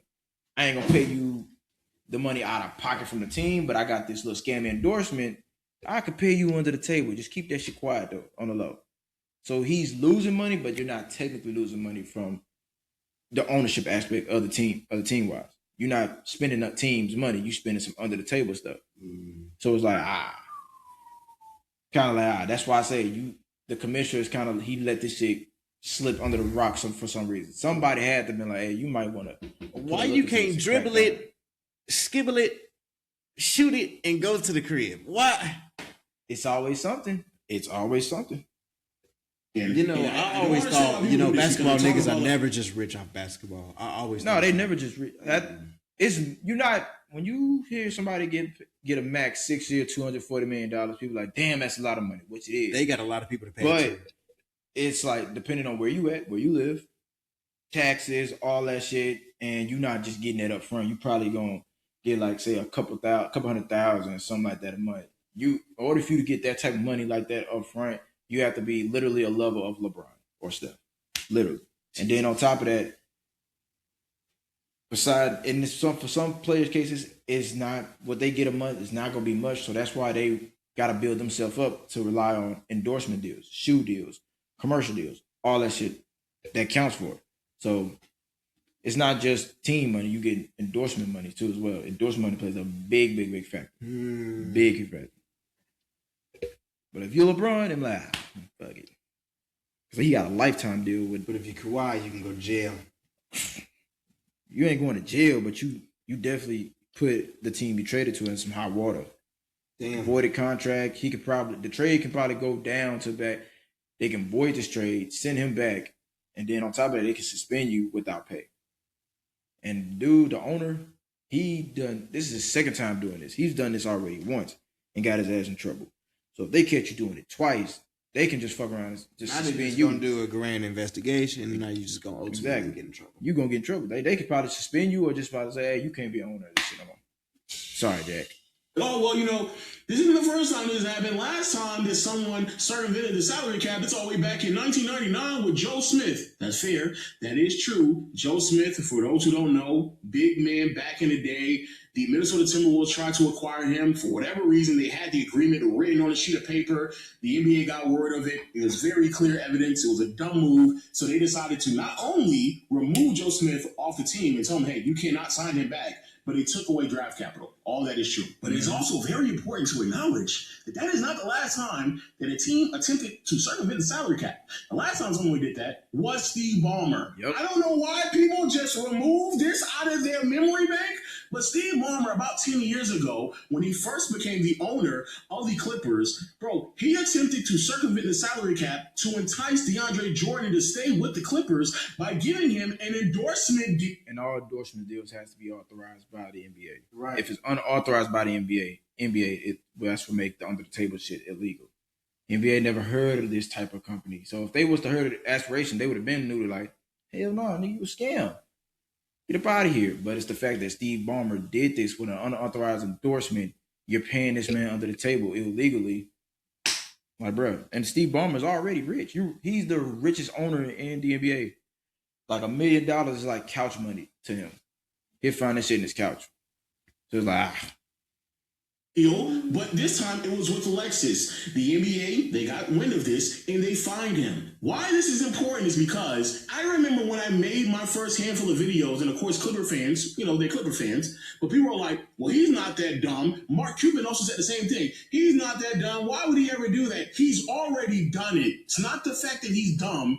It's the fact that he doesn't give a damn. He is the richest owner, not only in the He might have a NBA, problem. but in all of sports. Steve Ballmer does not care about the little chump change that are called fines. Millions of dollars to us, literally pennies to him. So he doesn't care. He's already done it. So people are sitting there saying, well, what is his motive? He's already done it. He doesn't care. He doesn't care, okay? So keep that in mind. Steve Ballmer has already done this with endorsement deals. And the reason why that is important is because the next step, and that is Uncle Dennis, Kawhi's representative, or ex-representative, which is going to be the next dot, which is also just crazy, very convenient. But Kawhi's representative at the time, Uncle Dennis, allegedly, these are claims, we don't necessarily know how true this is, he was going around asking for stake in teams, some money off to the side, endorsement deals where they didn't have to do anything, and he was asking this from not only the Raptors, but apparently also the Los Angeles Lakers. Both the Raptors and Lakers, they came together and they said, hey, NBA, look over this because we believe that this is illegal. The NBA looked over it. They said, not so much. It's not that big of a deal. Just for Kawhi to then sign with the Clippers and now be attached to an endorsement deal that apparently was never made publicly. And it seemed as if like he did not do a single thing for said endorsement deal. Not showing up and taking any pictures, didn't sign any balls or bobbleheads, nothing. All Nothing at right. Now, why that is important is because That That's nigga all. there. That's all I'm gonna play. That's the whole story. Well, it's not the whole story, but go do some research on it. Low lights, low posts. What's He crazy kinda is breaks that shit niggas down, don't but- even be seeing the blessing for real, for real. Why y'all niggas can't do the Shaq? Just do the Shaq over and over and over again. Whatever Shaq did, do that. Them Smart. niggas be trying to like y'all got it. them bro. niggas It's be like- trying to get their salary in one night, like on paper. What's on paper, they trying to get that whole one night. I don't understand it. Wow, on a salary that's that big. I never understood some NBA. I truly believe when people say that some athletes are dumb, some athletes be dumb, but especially when they get their millions. It's a basketball player, right? Like basketball, yeah. Yeah. They I be thinking dumb. basketball players a little bit smarter than NFL players Hell. because they're in the same boat. I heard a story. What OBJ said. I see a lot more better NFL player stories than NBA though. Yeah, Well, it's probably I even. feel like it's probably, even it's still, probably 'cause I- even, Steven. Because it's like, I think what is Odell Beckham Jr., he said the most dumbest shit. He said $100 million is not a lot of money. To who? Exactly. To who? Give me 1 million. Why? He said the dumbest shit, but it's not a lot of money because you got to spend. And I was like, here we go. You got to spend your money on this. You got to spend your money on that. Then you got to live a certain lifestyle. All right. See, it sounds like to me that you try to keep up with the Joneses. Keep up with A the lot more Kardashians, than that. bro. Because like, you don't have to spend. Once you make your millions, bro, you don't have to. You ain't got to spend it all at once. That's what I was raised up on. Like, just because you got it don't mean you got to spend it. Just because I'm making $1 million a year don't mean I got to spend it, bro. I am comfortable living in this nice little house in the middle class area and just stack my bread up from there.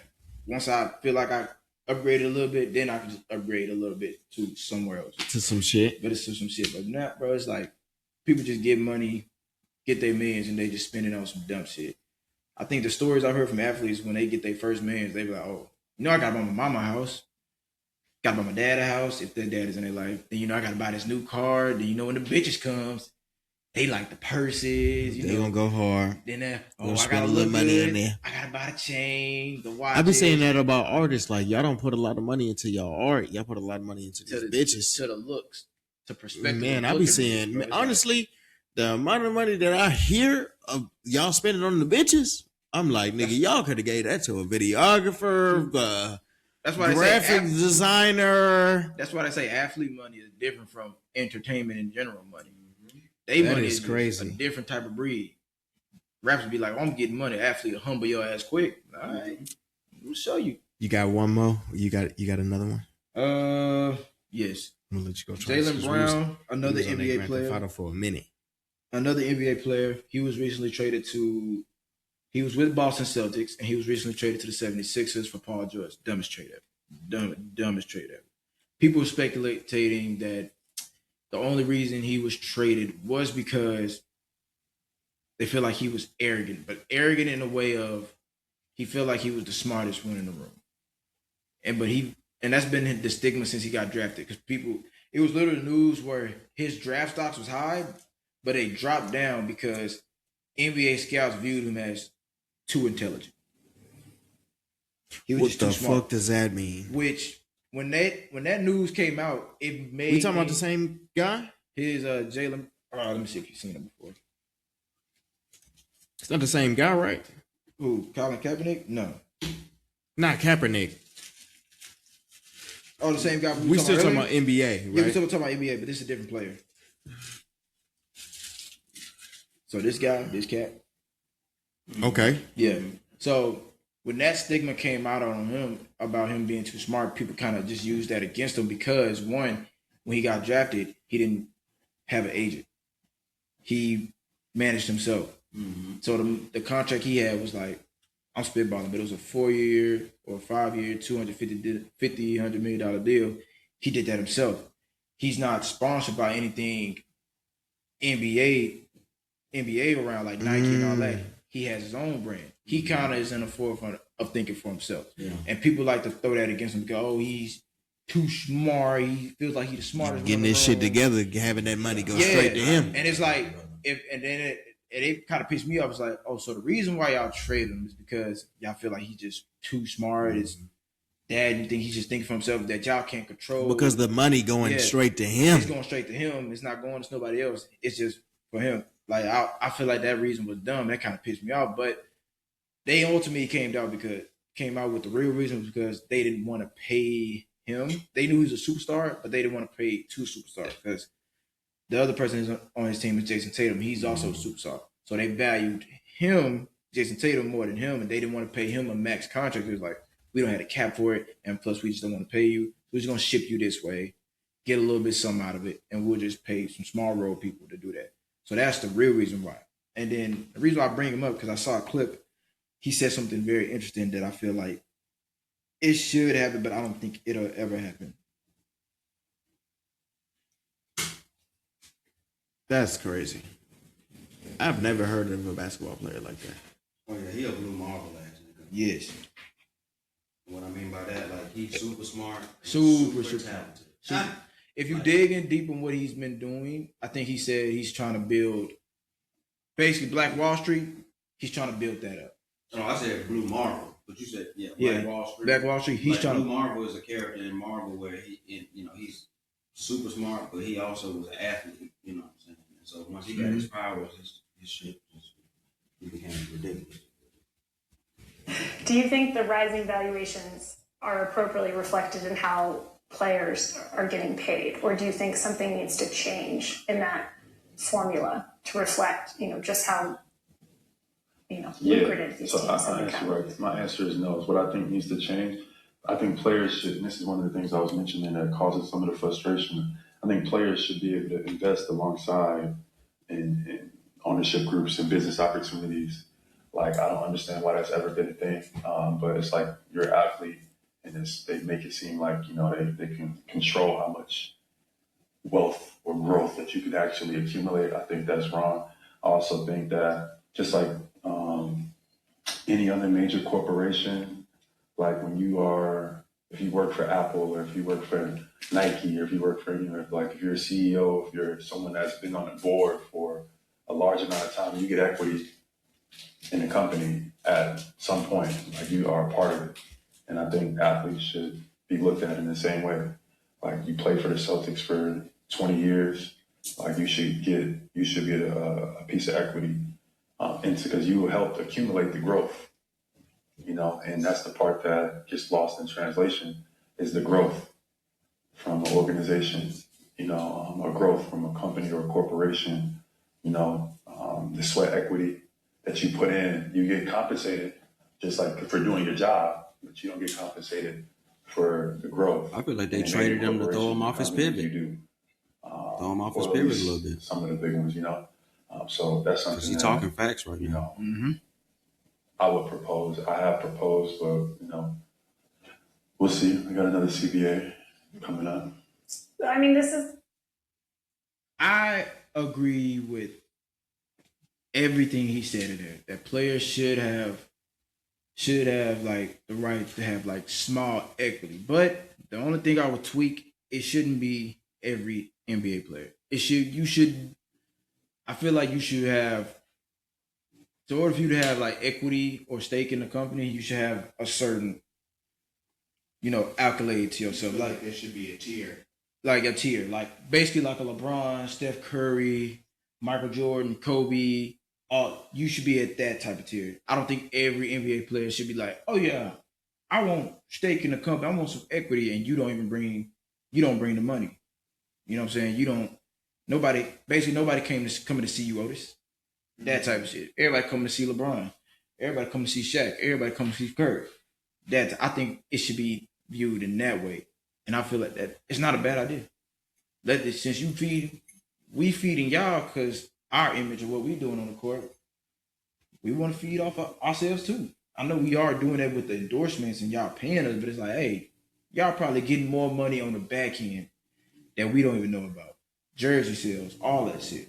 Like, let me get a piece of that pie in that state. So it's like, yeah, I'll just tweak it up a little bit and say you have to be a certain level of athlete to get equity off on that. But what about what do we do about the smaller players? Like, what do we do? Like, no, do nothing. I mean, that you don't get. Also, like, that's why I said it has to be. You have to be a certain level. You have to be a certain level of player. And I think that'll affect your play. Think it'll affect your play? Either in a positive way or a negative way. It won't. People gonna turn up because they trying to get to that tier. Yeah, it's gonna affect. Like, the only way it's gonna affect you is it's gonna affect your way in a positive manner, because if you're a lower player and you seeing a guy like Jaylen Brown who was in the same boat as you, say me and you got drafted to the same team, and I see you climbing up the ranks and you reach that level of superstardom to where the company's like, the team is like, hey, you want part stake in the company? You want equity in the company? I'm like, yeah. And I'm looking down, I'm like, damn, I'm not getting that, but he getting it. Oh yeah, let me go ahead and get in this gym real quick. Let me go ahead and bust my ass off and let me become the player that you is in that spot right now. And then say if they don't want to pay you that much, cool. You can always get traded to a team that view you as such, and you can get that type of money. You know what I'm saying? True. I have no issue with players getting equity in the team. It's just the way to tweak it. You got to be up there, be at the top of the top. Yeah. But what's your thoughts? Like I said, I think they try to throw that brother off his pivot with him trying to introduce these type of thoughts to the colleagues that he working with and the people that he working around. You know what I'm saying? They probably don't want him throwing those type of ideas to fellow players, so throw that type of ideology to somebody else to deal with. You know what I'm saying? Like I said, when I saw that he was giving his own type of seminars and classes to different college students and stuff, I was like, no, this is a different dude, bro. Like, he doing what? He gives his own seminars and classes on different on business, financial, He's like, on this same topic, on equity, all types of things. He's very smart, bro. He's not the only one, but he's one of those athletes that manages himself. Mm-hmm. He doesn't have nobody. I didn't know he manages himself. I didn't know that though, but I just knew that you could see that he was highly intelligent. If you teaching others, you understand, and institutes are giving you a platform to do so. You know, that's crazy. Because if you do the math, if you a superstar athlete or if you a high draft pick person coming into the league, and you're smart enough to understand management, how contracts works, and how to, you know what I'm saying, how that part works, why would you pay an agent 15, 10%?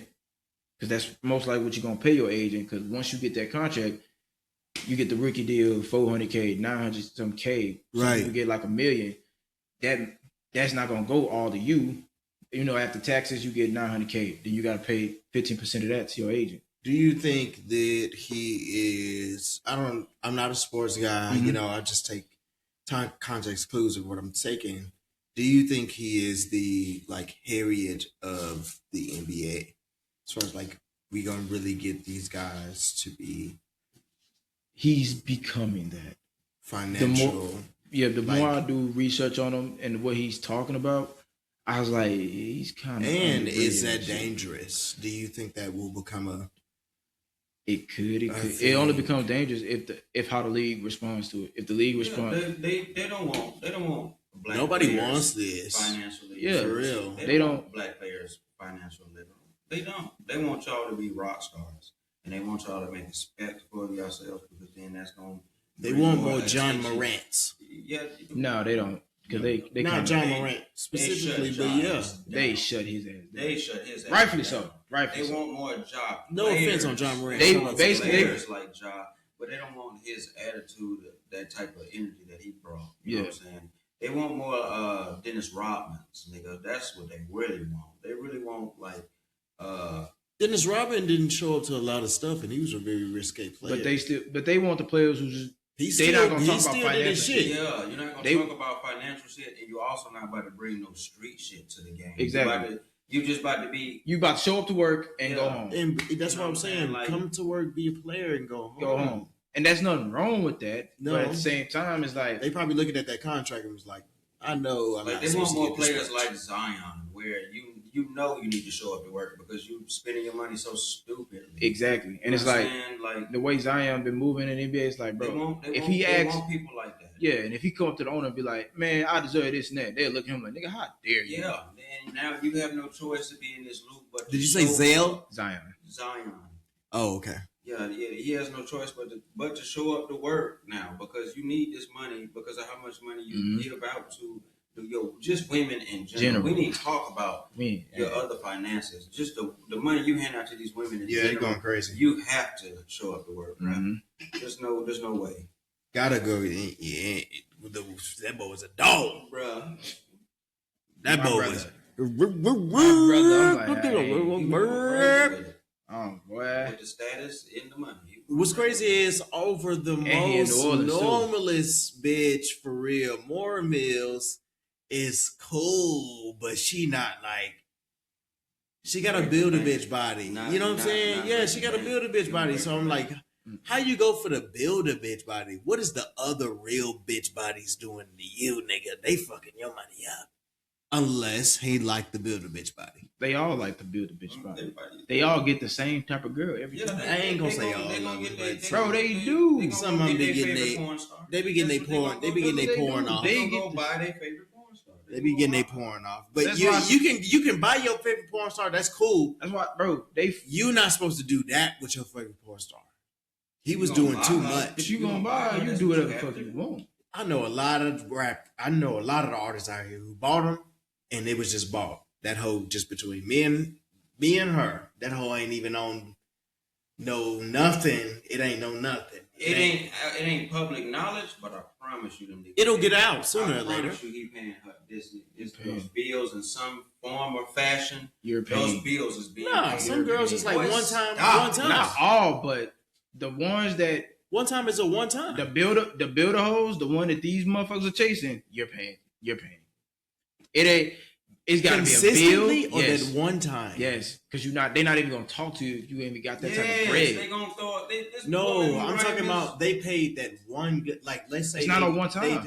Who are It you is. talking It's about not a when one it's time. never It is. a No, it's one not. time. Sometimes It's yes, it never- No, it's not. It's never No. a one. We talking Every about- time we y'all talking- link, we every talking time about y'all porn link, stars. y'all going to the Louis store. No, I'm talking about. We talking about buying your favorite porn star. It'd be a one time for them. I be watching their interviews. It'd be one time. One time, and what does that detail? Like, I had you for this one night, or Yeah. I now you my girlfriend type shit, and I'm now making a That becomes a package That's for what them. we're talking about. Like, That becomes a don't package say for one them. time. I'm talking No. about your favorite porn. The dudes who the NBA players who have bought their favorite porn star. It's usually a one time fee. Them girls don't even go hard. They might get on the podcast and say I did it with an NBA player, but they usually don't drop And I names. promise you, she she see what she working with, and she not stupid. These She's not hoes about not to blow stupid. up the case and say, and You talking about the clout chaser girls? yes, like those. Oh, nah, there are them. There are There them. are certain women that There are them. They see what they got, and I took this They one finna go big ass hard. fee, but I promise you, But this person's they finna do still extra. being paid for. They finna do- I'm just not blowing Yeah. up the spot, and that person is very humble because I see what I got. They take that as a blessing at the end of the day, and I'm not about to shoot myself in the foot. And some come girls up just with know this what they got crazy going ass on. attitude. That whole just But 5,000. Some people 24,000. they know how weak another person is, and if I blow up the spot and make you look weak, you gonna give in and give me more money. This is what Mariah Mills just did, and this is what a couple other men fall up under. No, that nigga wasn't doing a one-time fee. He didn't hit up more meals and say, "Hey, I'm just trying to fuck one time. How much you charge?" And she said, "Oh, I charge this much." And then I heard he was in a relationship with her. he was pillow talking with this bitch. This bitch was going hard. He got her pregnant. And another woman pregnant. A stripper pregnant, be exact. Same time. Same old times. That ain't what I'm talking about. I'm talking about the niggas who just got their shit off That's because what they I'm know saying. they get This their is shit why off. Mariah And they got blew money. his shit up because another woman was simultaneously pregnant, and he chose to be with her and moved her in, and was showing her off compared to the real relationship that she felt Started that off they with were more having. meals. Yeah.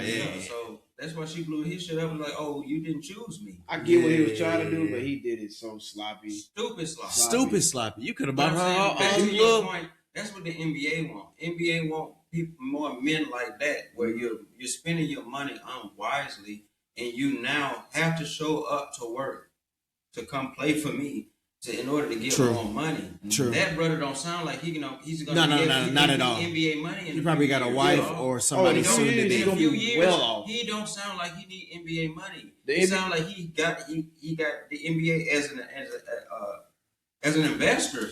With you being on their team now, you know what I'm saying? I got Y'all NBA paying money. me, Exactly. and I'm just using that to build whatever I got. 100%. So the next 10 years or so, if I do decide to retire, I'm not one of these old NBA players like, man, I'm struggling out I'm here. struggling. He will not be struggling. Well, he sounds very intelligent. Family fed forever. Man, he sounds very intelligent. That's he sound super. He and sound, he finna teach others. Yeah, and he was looking like he was getting ready to teach others. That's Yeah. what I'm saying. They threw him off his pivot and sent him somewhere else. That means he now has to relocate to a whole new city. I believe that's what the NBA also doesn't want. It's just the teaching others part. You don't want nobody. You shouldn't be on getting on these conferences and just saying what you should and shouldn't. You know what I'm saying? We don't need them niggas. There are dumb basketball players that get in here and do their job and come out. Get That's them what we niggas to put, start too. sparking up.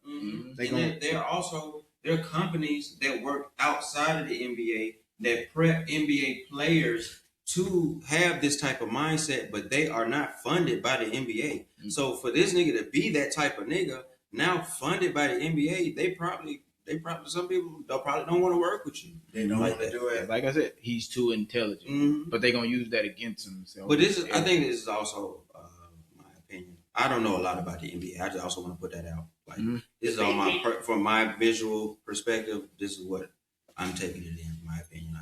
I can't really say this is fact of what we know is really going on, because we don't know really don't know what's really going on in some of these investors' heads. These are investors that we are talking about. You know what I'm saying? When it comes to these decisions and these movements of players. Not at all. But as much as I love the sports, I'm gonna mosey from the sport. Go ahead. And I'm gonna get on this boy. Once again, that boy Nick. That boy Nick Fuentes. Big Fuentes. That boy Big Fuentes.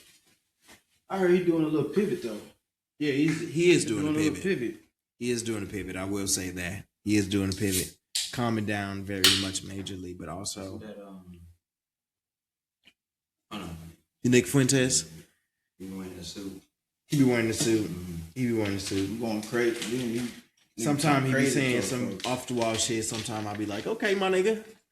But then, you know what I'm saying? Still a YT for me. He was 28. But he is on the the dude you hate him. You gonna hear him. I don't know his name right now. I Because can't. for the first time since 2012, Trump is not on the ballot. Trump. But this segment is we getting political, just a small little tad bit. We ain't even nothing too crazy. I just thought that this was interesting because I've never heard this. And I'm paying attention to the political stuff as far as like now the race is a little bit more important before we even get to the race. So people are talking. Him is 28. Yeah. Why? Because for the first time since 2012, Trump is not on the ballot. He's talking about the game plan for 2020. Why? Because for the first time since 2012, Trump is not on the ballot. You can't run Trump won the primary in 16 and 20 because he was the incumbent. In 2040, he's effectively the incumbent. It's not consecutive term. So 28 is the first time since 20. That's that's 16 years ago. A lot has changed since then. So what happens in the Republican primary is whoever wins that nomination is going to determine the future of the GOP because it's succession. Who succeeds Trump? Trump transformed the party. And so 28 is going to be a referendum on, so what is the Republican Party now? Are we going to keep going in the direction of Trump? Or are we going to kind of backslide into something more establishment? That's really an important question. Now, who is going to be the nominee in 28? Well, the party is already consolidating behind two people, Rubio and Vance. It only makes sense because the VP and the Secretary of State are the highest positions outside the president. So it only makes sense. Those are the people that are going to make the run. It'll be either one or the other. Now, in the GOP, the money and the endorsements and the party, they're already coalescing behind one or the other. People are making their decisions. It's going to be Vance. It's going to be Rubio. I'm a big believer that neither of them are good. Rubio's a neocon. He's from Florida. He's been a Adelson puppet since 2012 when he beat Charlie Crist for the nomination for Senate and pretended to be a Tea Party guy. And then he went for Gang of Eight with Lindsey Graham, this like open borders immigration bill. So Rubio's been a turncoat Zionist puppet from the start. He's a neocon now. It can't be him. On the other side, you got Vance, who was a never Trumper in 16, voted for Evan McMullin, CIA agent, who was handpicked by Bill Kristol to run in 16. He's propped up by Peter Thiel, who's in bed with Alex Karp, and all these other PayPal Mafia, Palantir guys. Vance is no good either. His chief of staff is a Tikva Fund fellow, Jacob Reeses, who's like a super Orthodox Jew. His girlfriend says, nobody worry, like Vance is going to be pro-Israel and everything. David Sachs is going to be his chief of staff, Jewish Zionist, PayPal Mafia. Neither of these guys are good. And what's more, Trump couldn't stand up to Israel. Will Vance be able to? Will Rubio? Absolutely not. So if 28 is so important, not at all. If these are the two presumptive choices, what is the only way we're going to get anybody other than Vance and Rubio? The only way we're going to get anybody other than them is if they are basically dragged to hell by their association with Trump. Trump needs to be such a failure, so toxic. Their association with the administration needs to be seen as a liability so that a challenger from outside the admin can make the case in 28 to the Republican voters and say, look, this administration was a disaster. And who is at the helm? Rubio and Vance. So the administration needs to be made unpopular within the GOP, needs to be a failure for an outside challenger to have a chance in hell at winning the nomination. Otherwise, if the administration is super successful and everything's great, then Trump is going to endorse who he's going to endorse. That person's going to consolidate. They'll get 80. Do you think the Democrats are going to get a Liu Kang? Who? You said Liu Kang from Mortal Kombat? Yes. Do you think the Democrats are going to get a? I haven't. The Democrats What haven't. does that mean? Somebody who's going to come out of nowhere, sweep it up like Obama. Yes and no, but he's not really a Liu Kang. You know somebody? I gotta see if he's Democrat. Wes Moore. Wes Moore. Yes, but I kind of he's different. He's different Because like his idea. what he's talking about, he's talking about the strength of the Republicans. Democrats also need to do a swoop as well. But it's like the only reason the Republicans getting this swoop because they're in office. They're running this whole True. shit show. But So it's but like, we got a little leeway with multi guys here. We got we got Mandani doing crazy. You know what I'm saying? Things like, you know what I'm saying? So I'm like, but I don't have a name. You said, what you saying? I've been seeing a lot of Westmore. Westmore? Westmore. I've seen him pop up on my feed before. But he's different from when we know from Democrats. Right. Very logical at things. Like he's just way different. He thinks like his thinking is just way different, which kind of leads me towards him. He might be up in the race, but he's only like a governor. I think he's only like a governor or something. Like he's running for governor. Republicans, I can already see JD Vance. I'm sorry. Yeah, I kind of figured JD Vance was going to be the next president because one, it randomly popped up on my YouTube page that he was on the Diary of the CEO podcast, right, promoting his book, right. Then on top of that, I seen him on The View promoting his book, and I was like, they're prepping you. They're prepping you. Yeah, they prepping you. You can kind of see it, and I was like, man, but JD got a good voice though. I don't think he's going to win, depending on who you go against. Yeah, that's what I'm saying. He doesn't. That's what I'm saying. Are we gonna get a Liu Kang? Liu Kang is like somebody who swooped out of nowhere and AOC. just saved the thing. AOC. Was you about to say something? You think AOC? No. I'm about to say, you niggas go out there and vote like that? I don't give a fuck. I will. Why y'all making a point if y'all don't go vote? I will. I'm just spit. Like, if y'all don't go vote, why y'all got a point? I will. What's the You point? still have a point if you don't vote. No. What's the point? What's the point? If you don't put on your clothes, your shoes, get in your car and go stand in that line and have your ID and your voter registration ready, there is no point of having these points, guys. That's how I feel. We are making sure also, just because even if we vote or do not vote, you can still have. You still are making sure where you still need to be making sure you need to know early where your political country is going to go. Understood. I understand that, but having an understanding, but y'all also have, like, y'all can make a difference as well by voting. Like, if y'all got an opinion about it, go make a difference as well. Like, you can make a difference, absolutely. But the circumstances that you've been handed to on our last votership is whatever pertains to each person. We had a choice, though. We also don't have no choices on who we choose. Not necessarily, because we don't start early, Blake. If you do your homework on who exactly, it's because we don't start early. On your These people just show up, and you have to make a decision if you like their political views or not. Like, we can know that, but we don't.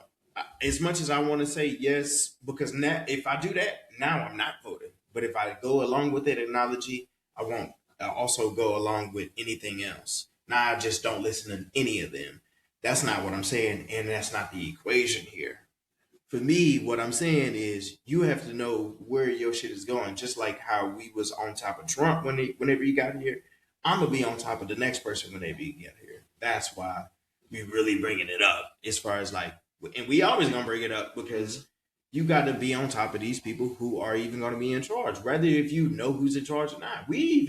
We probably be talking about the future president right now, but at the same time, we don't have a Democrat either. And how blank. It's literally a blank. So now it's just like, you might not be on that. I'm on that because I've been paying attention to that for the past 2.5 years. 2.5, 3 years. That's what I've been paying attention to, is for like, where is our political stuff going? And that makes sense because that's how you know what the fuck is going on next. That's how you can navigate your money. That's how you can navigate a lot of different things. We don't know if it's going to go Republican again or Democrat. That is going to be the biggest talk and the biggest fight of our life right after Trump. You have no idea. It's going to be another echo chamber of shit on your internet that you don't have control of because you might not be on that. But at the same time, people are super duper on that now. I mean, we've been had control of it. We just don't go out and vote, and we don't make ourselves knowledgeable about the other parties that, or the other lower, other than the presidents that you should be voting for, your mayor and your judges and all that other shit. Those are the things that you. If we pay more attention to that, then we'll definitely change what this motherfucker at the top doing, but we don't pay attention to that. We pay attention just the top nigga. That's why I said, do y'all go out and vote on the because Senate? if you go out, bro. Now I understand what If you're you saying. go out and vote, if you go, and you pay attention to all these other lower people below your just only the your head state in charge, Yeah. you make a difference for real.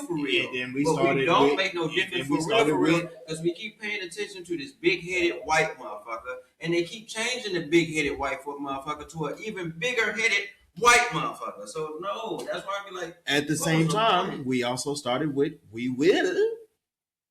No, but your brother Blake got a point because you got a lot of people who they solely focus on who's going to be the next president. Yes, we need to focus But they on don't- these people who running for judges next, Exactly. who running for our mayor next, who running for whoever to want to clean up our city Yes. next. That's the people you really, really, really need to pay attention Exactly. to and chop their ass down and make judgments about their ass quick. Yes, We you need should. to make You should announcements about absolutely that. go. You Yeah, should. that is exactly. You should absolutely Fuck go. the A crown. lot of these people don't even know Fuck the who. crown, dog. A lot You of these should people don't know absolutely who go they state to governor your. is, who they judges is. They don't know who they. Well, they gonna know who they married, but they don't know who they governor is. They That's what I'm saying. They You don't- should they absolutely And go these to. are the people that throw your but brothers even- and sisters in jail. even These are the beyond people that. these are the people that run your police, all types of stuff in your city, in your home. Even beyond that, In your you should go neighborhood. to your local Congress in the first place, Yeah, and your you local- go up there and you go up there and do whatever your city complaints is, and you go up there and talk to them Go all talk the to time, them. and You do make a it change all in the your time, own state. and you do it, and you don't miss a point as far as like you know what I'm saying. Let's make a change on that, but it shouldn't just be when the city sees it. It be 6 people in there, 12 people in there, 13 people in there. They need to see the whole city in there.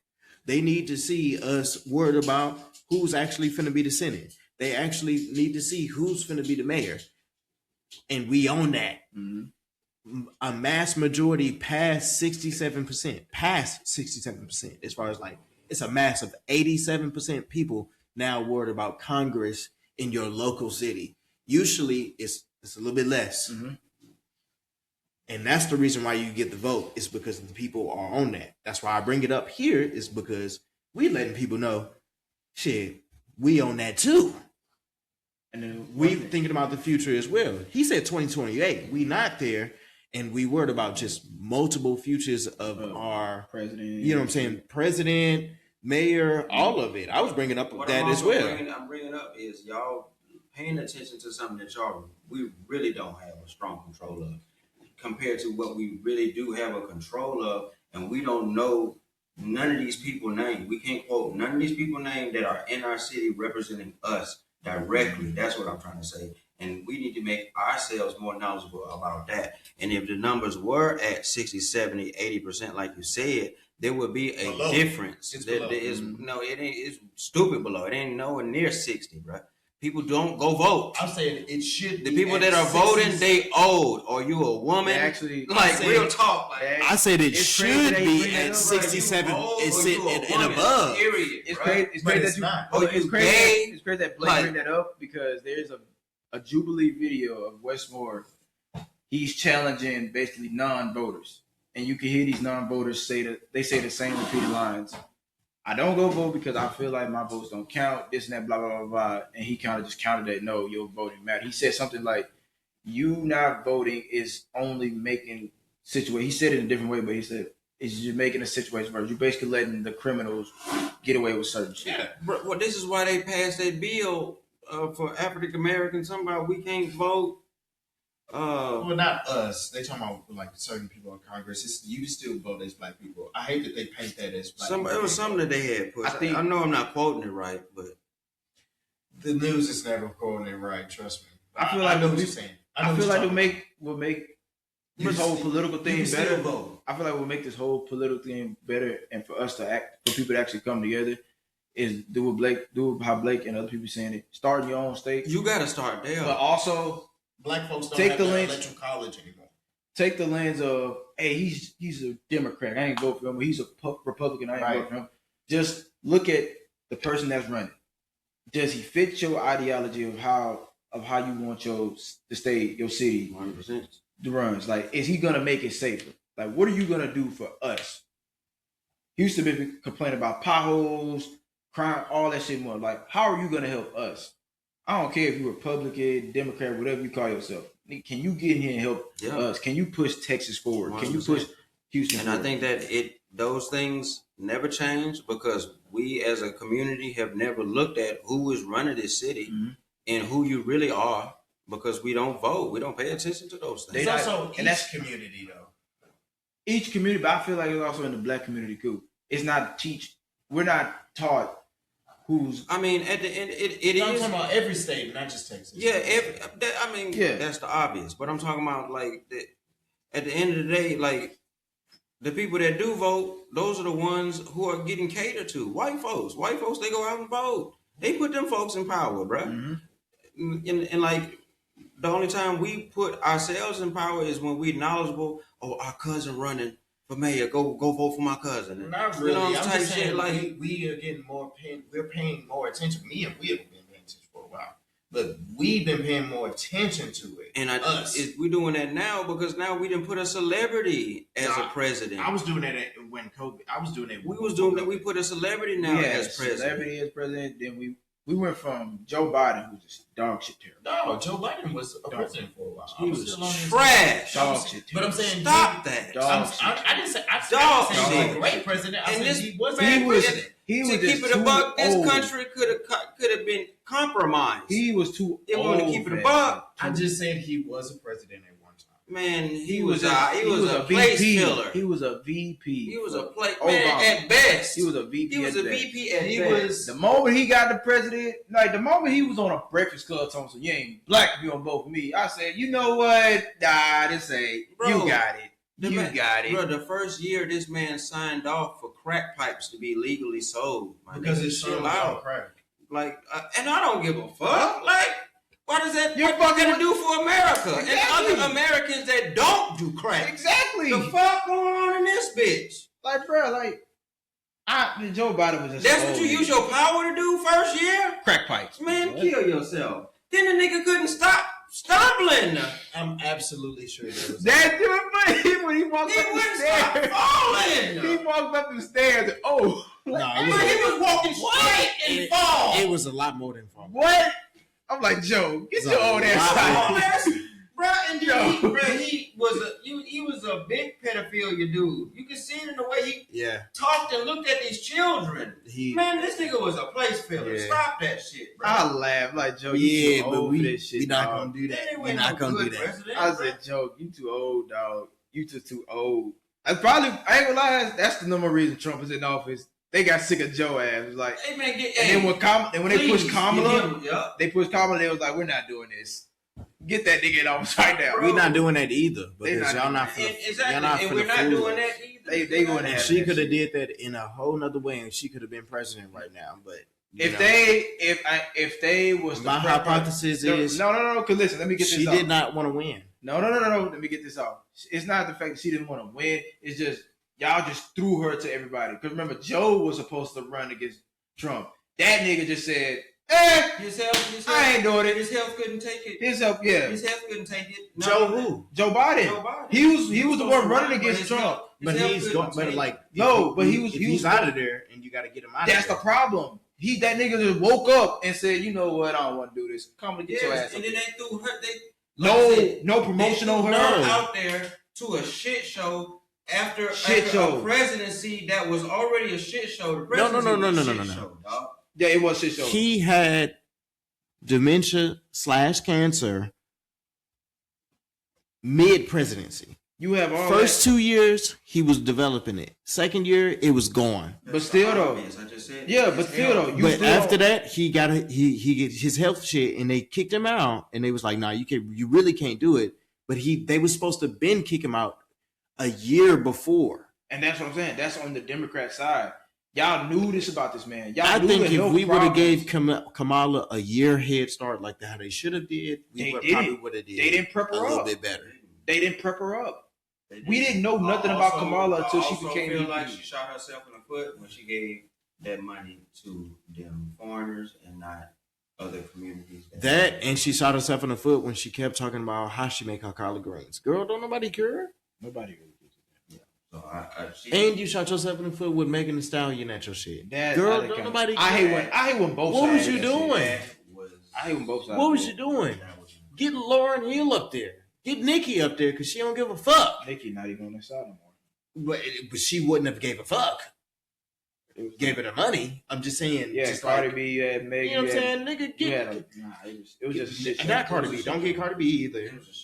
Don't get anybody of the sexual But at the same guys. time, Democrats do that every year. No, they don't. They've never done that. They put up a shit show when it comes to their musical performances and how they feel about us every motherfucking year. Maybe If the I last see 2 Will I years. Am Maybe the last be a few Democrat for times. us with his motherfucking music, bro. Black Eyed Peas ass format. I'm yes. straight. Okay. I've been hearing the I'm Democrats say straight the same story. Right? That's what I mean. was a kid. It's like, oh, it's not your fault. It's the other people's fault. That's the reason why you're not rich. That's the reason why everything, money. They've been selling the same story, and then we're gonna continue to fall for it every fucking time. Yeah, but Democrats also have availability to really switch that whole up. You can They get, have, but you they can don't. get from ideology. You know what I'm saying? They're not gonna Probably, push you can get from ideology politics. Stop talking about. I'm not gonna say stop talking about the LGBT. Stop trying to push that thing, and then you'll absolutely gain 60% of your people. Literally, stop talking about that for a minute. You'll get 60% of your people back.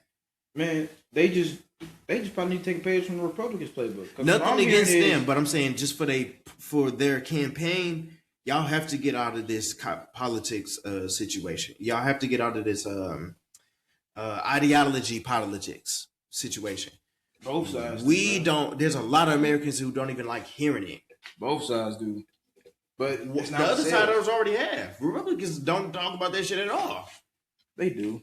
No, they all say they all talk bad about each other all the time. The oppressor talks about it and make them talk about it. They don't talk about it at all.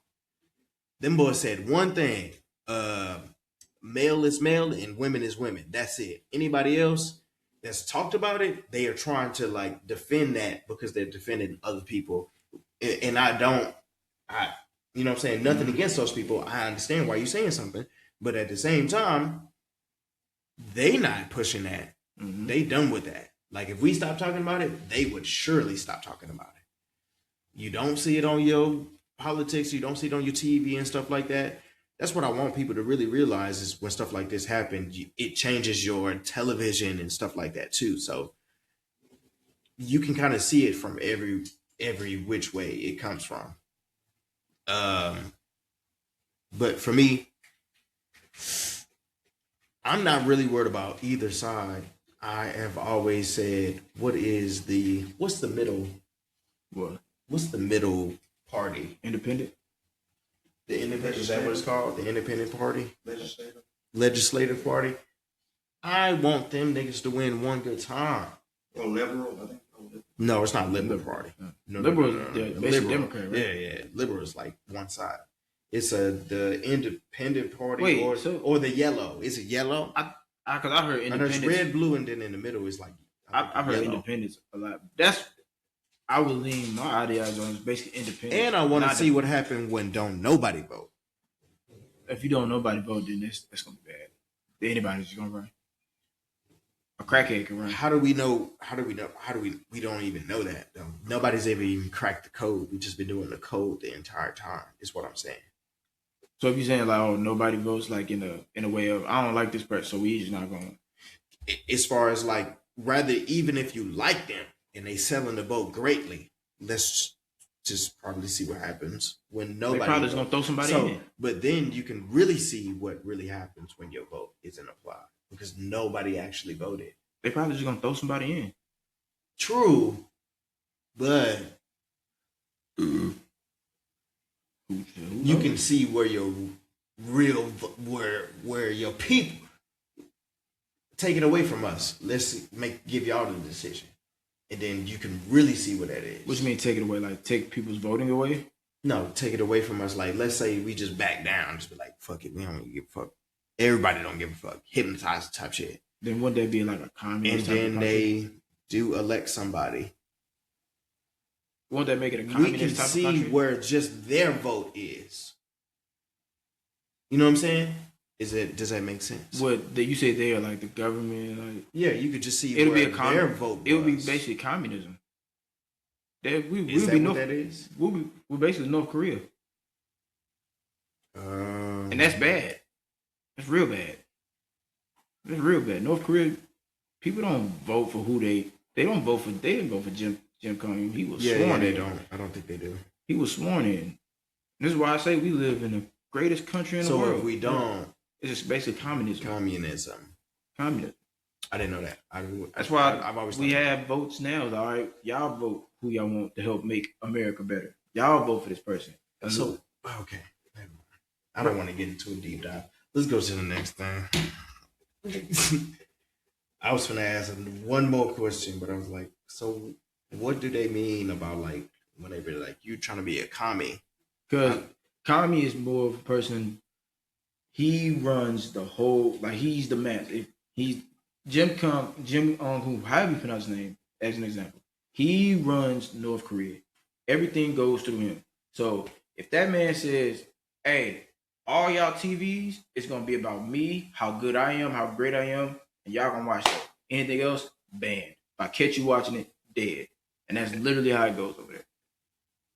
He runs the show. I thought that was dictatorship. That's basically communism. They run the show. If you want to go to McDonald's, Why they be making it seem like communism is like some freedom shit? It's not. Because go to McDonald's and be like, oh, they gonna tell you what you want. You normally get a Big Mac. No, you getting a double bacon burger with cheese. That's it. I'm like, what? Nigga, I want a big. Nope, you're getting that. Wait, so why did they call like hippies and shit like commies? I don't know why they call hippies commies. I don't know why. I think they're just stupid because hippies are not commies. That's what I'm saying. People just say shit without knowing what the word is. But people don't understand what communism is. Communism is just bad in general. Just bad. Is a person that's telling you what to do. Literally, this is what you're gonna do. This is how it's gonna happen. It ain't shit you can do about it. That's why when people say we live in the worst country in the world, no, we don't. No, we don't.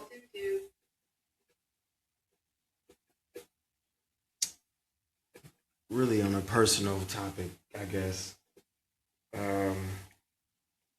I guess on a personal topic, I was like, yeah, everyday living. I'm one of those people who be trying to study on that stuff, or just everyday going. Mm-hmm. I think Blake is very well at this, but stuff like this, I just want to highlight.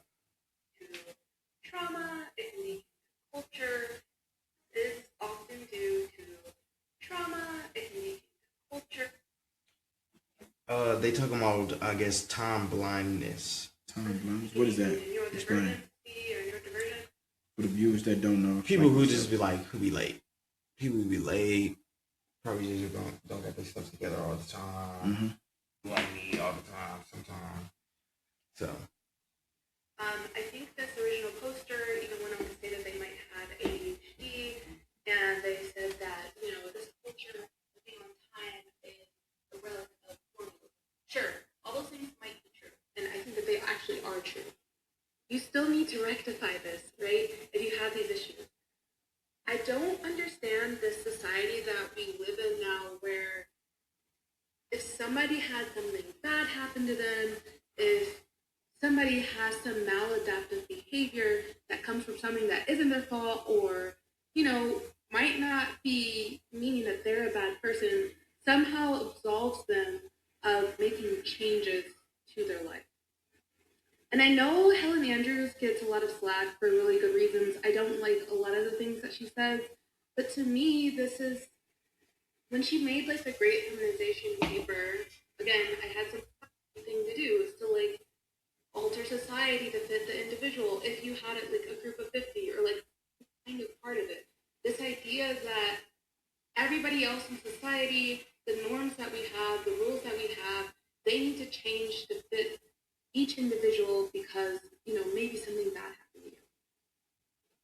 And, honestly, if we lived in a world where we were in, a group of 50 of people, right? I think that would be totally fine. That is the right thing to do, is to, alter society to fit the individual. If you had it, a group of 50 or, a village of 150 people, I could see that happening.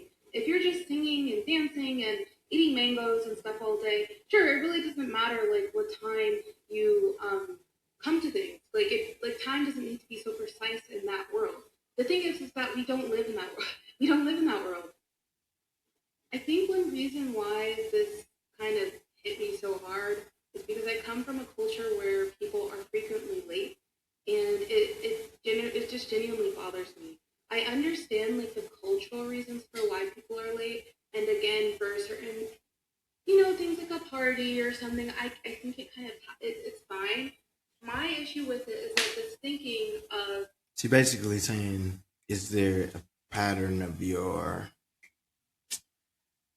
personality that makes you not be on top of things, or is there a generational thing that we always like pulling, like we always accommodating to the next person's problem?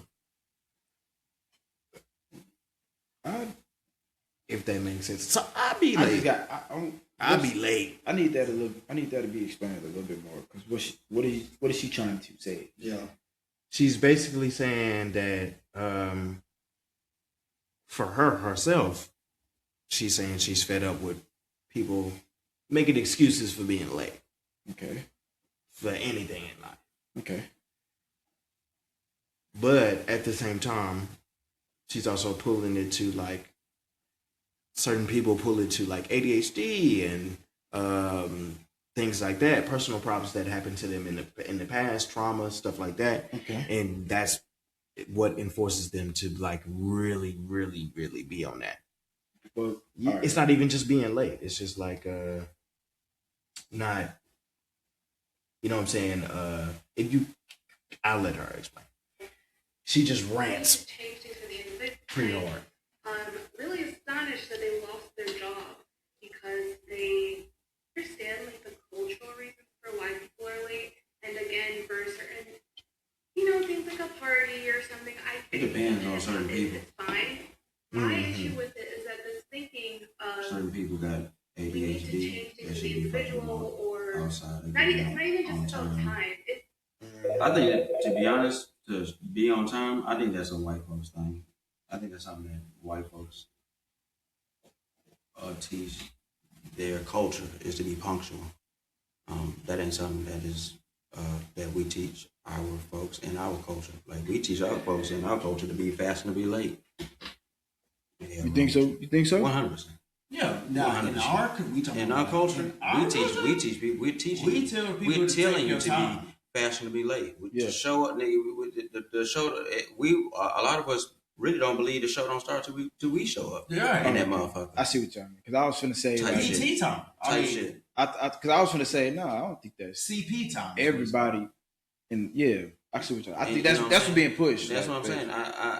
And so when it comes to people that when I promise you, when she even went to the case that she's speaking to, she's probably talking about colored folks that she saw got fired because of how they showed up on colored people time. But even when I'm throwing a Magic card game, them white folks show up on the dot at 5:30. Probably I say my pod at 5:30, they'll show up at 5:30 or 5:20. It's my black friends that's showing up 15 minutes, 30 minutes. Yeah, late. we got that. And I ain't mad, but you know what I'm saying? It's like, I just know what it is. Them white folks don't show up on the dot, nigga. It's ridiculous. Even my even at work, when I'm waiting for my relief, my Hispanics or the whites, they gonna be there on time. Black folks, they not gonna be there on time. I don't necessarily think that's a cultural taught thing. I think that's more of an in-house taught thing. I don't think because we were all taught by our parents. You show up on time, you're late. Sorry, that ain't something we was that. Our That's parents didn't something. teach Well, us. that's something I was taught. That was something I taught. I was taught in the military. Yeah, we got to show up on separately. time. Yeah, Our people did not teach us to show up on time separately. As I got older, my parents, my mom, my dad, and my family, they always told me, "You're on time, you're late. If you're early, you're on time." I think that's more of a household. That's a military thing. The only time that we was having trouble getting on time was getting on that school bus. And we made sure to get on that school bus because we didn't want to get our ass beat or hear our mama's mouth. But if you don't have that type of push behind you, that shit gone. Yeah, that's not showing up on time. That's why I say it's more of a it's more of a household thing because what your parents are not teaching you they're not teaching what they're not instilling you to be on time at things. So they just like your people actually had the verbal communication with you. This is how you're supposed to do it. And I learned that verbatim. You know what I'm saying? And I basically learned that just by getting up and going to school. My mama threatened me to like, hey, this is my second time waking you up. If I wake you up and you miss that bus, you come home, you tell me you missed that bus, and I gotta take you to school. That's your ass, you know that, right? But that's a conversation that we had. Yeah, same. Your parents actually stopped and said to you, if you not on time, you late. You know what I'm saying? Yeah. That's not something somebody stopped and had a conversation. They're not telling you somebody. about what time you got to be You know at what I'm saying? school. They saying, nigga, you missed that They're bus. talking to you about your character. You know what I'm saying? Yeah. And how you should be moving forward. That's what, like, I don't think that conversation is had on how to structure how your person, your future person need to be moving in life. You know what I'm saying? So right. And she said she felt bad for the ones that got fired because they wasn't on time. I don't feel bad Because in their brain, it's like, I just got fired for being late. Really? It's not. You didn't just get fired for just being late today. Yeah. You probably got targeted multiple times. Oh, for it's being hella. late. Yeah, and it means that you're not reliable. You're not reliable. You gotta look at it from the business perspective. Yes, You're not being late. reliable. You work for me, so I need you on this time that you wanted, that you picked out, or they gave you. You are on my time. So if you showing up late to my business, that means product is not being sold. Some shit is not getting done. My nigga, I gotta let you go. You know what I'm saying? I understand, some people got their problems, family died, some tragic happening to your life. I understand that, cool. But reason why I said that, this is why I feel like white folks, there's something that's taught in their culture, but these white parents, they don't be hitting on their parents, on their kids. There's a lot of communication. There's a lot of talking. Hey, if you don't do this, this is what's about to happen. Or, it's a lot of talking. These parents is talking a lot to their kids compared to like action discipline. You know what I'm saying? So I do think there's a lot of, hey, my parent did say this to me on how I need to be moving throughout life. You know what I'm saying? And gave it to me in a certain tone to where I can hear it and I ain't feeling disrespected. You feel me? Like with that is because. So you're saying getting that ass whooped or coming with it in force is because you got to look that's at the reason why you don't. Y'all got to look because at that was the discipline. That was the discipline in the present. It's not really something that's gonna fix your character. Being on time is something that needs to be instilled into your character. Yeah. So your parent had to put you on game. Like the reason why I'm on time is because I went to the military. So the military just put things into my character for me to start moving differently throughout life. But if you always a lazy person and your discipline action is somebody getting you up. Hey, you need to get up. You're supposed to bend up, or if you don't get up, I'm gonna do something about it. That's gonna do something about your present, but not about your character. You understand? I feel like whoopings discipline you. In the present. They discipline your character too. Not in a lot of aspects. Not in this certain aspect as far as like we trying to train you to get, let's say train you to get up on time. And not be lazy or think about or be considerate of time. You understand? There's a certain strategy about how to do it, on how you're really gonna permanently change that character. Yeah, we got whoopings, and I think that really means that we know not to go to a certain thresholds of things, but we're not necessarily like our character isn't necessarily changed. You know what I'm saying? But how would you learn? I mean, but if there's no consequences? A kid not gonna say, "Oh, my mama." Okay, like let's bring the same scenario together. A kid is not gonna say the same thing as my mama whooped me because I wasn't on time, and they not gonna resuscitate like that. It was an on time factor. They just resuscitate the fact that I didn't get up. You know what I'm saying? Or I didn't make it. You know what I'm saying? They're not gonna say, "Hey, I need to make it on time every time." After that, you know what I'm saying? So I don't know. I think there's a big difference. Like whooping somebody is a part of raising, but isn't like that's your only thing that's happening to you, and nobody's actually showing you it. Like showing you, holding your hand on these steps. On this is your consequences on when you don't. Okay. You know what I'm saying? Like other than you just getting a whooping. You know what I'm saying? I see what you mean. like you show you the loss of your consequences of you not getting up on time. You understand? Like, I see. You lose your job. You lose your job. You know what I'm saying? And so that's why I say it just. I see what y'all saying. It starts in the household, and it definitely starts in the household. on, and it also starts on like your environment too, where you are. Yeah, Just I like think it's repetition. I I think learned it's a one-time thing. Yeah, I learned discipline not only from my parents and my families, but also just by playing in sports. Like you learn discipline joining the military. I learned discipline also just by playing sports, football, basketball. I show up too late to practice. Run a mile. That's a discipline action. You're gonna do something. 100%. And it's like you're gonna hate it, but it's like it's your fault. So now it's training you, teaching you. And our coaches always tell you your character. You gotta be disciplined doing this. All this is gonna apply to life. If you're on time for this, you got so you gotta be on time for this and that to avoid all this shit. So now, especially as an actor too. As an actor, yeah. So now you put that into work. Like they paying me. If I show up late, they're gonna duck points, and if I keep doing it, they're gonna fire me. So let me just be on time. 100%. Let me plan this shit. So like, do you know your dad? Yeah. Okay, so I feel like for certain individuals, like if you don't know your dad, you're not about to get those type of discipline actions that you're talking about. Not all the time. Mom might do it. She may not have the time to always do that. Yeah. Or if you were not blessed to be put into these type of organizations, like you said, you went to, practice sports. If you're not into those type of things, those type of places also teach you discipline. Yeah. In a certain type of way, in a masculine way, for you to attack life about your character. Yeah. You understand? 100%. Because all my friend groups, they all never knew their daddy. They was raised by their mamas, but they all have discipline structure because they were they were blessed to be play sports or had OGs in their life. They had OGs taught them. Yes. Other than that, so it's like to really distill masculine character and how you're really supposed to attack life in a certain type of way. You understand? So it's a character thing. That's what it is. It's a character thing when it comes to on time. And how important it really is towards yourself. You understand? It really is on some how important that all is. That's why I'm so big on parents actually being hands-on parents instead of just being an iPad, letting your iPad or the phone teach your kids. 100%. 100%. Because knowledge. And that's what I was mostly. People love to shit on our parents from back then. Or they used to hit y'all, do this and that. Blah, blah, blah. I'm like, I mean, they was beating our ass. They was beating our ass, but it was for good reason. It came for a reason. Yeah, 100%. And I just feel like that's not happening in white cultures. They discipline different. They are going to have such a conversation with this child. You know what I'm saying?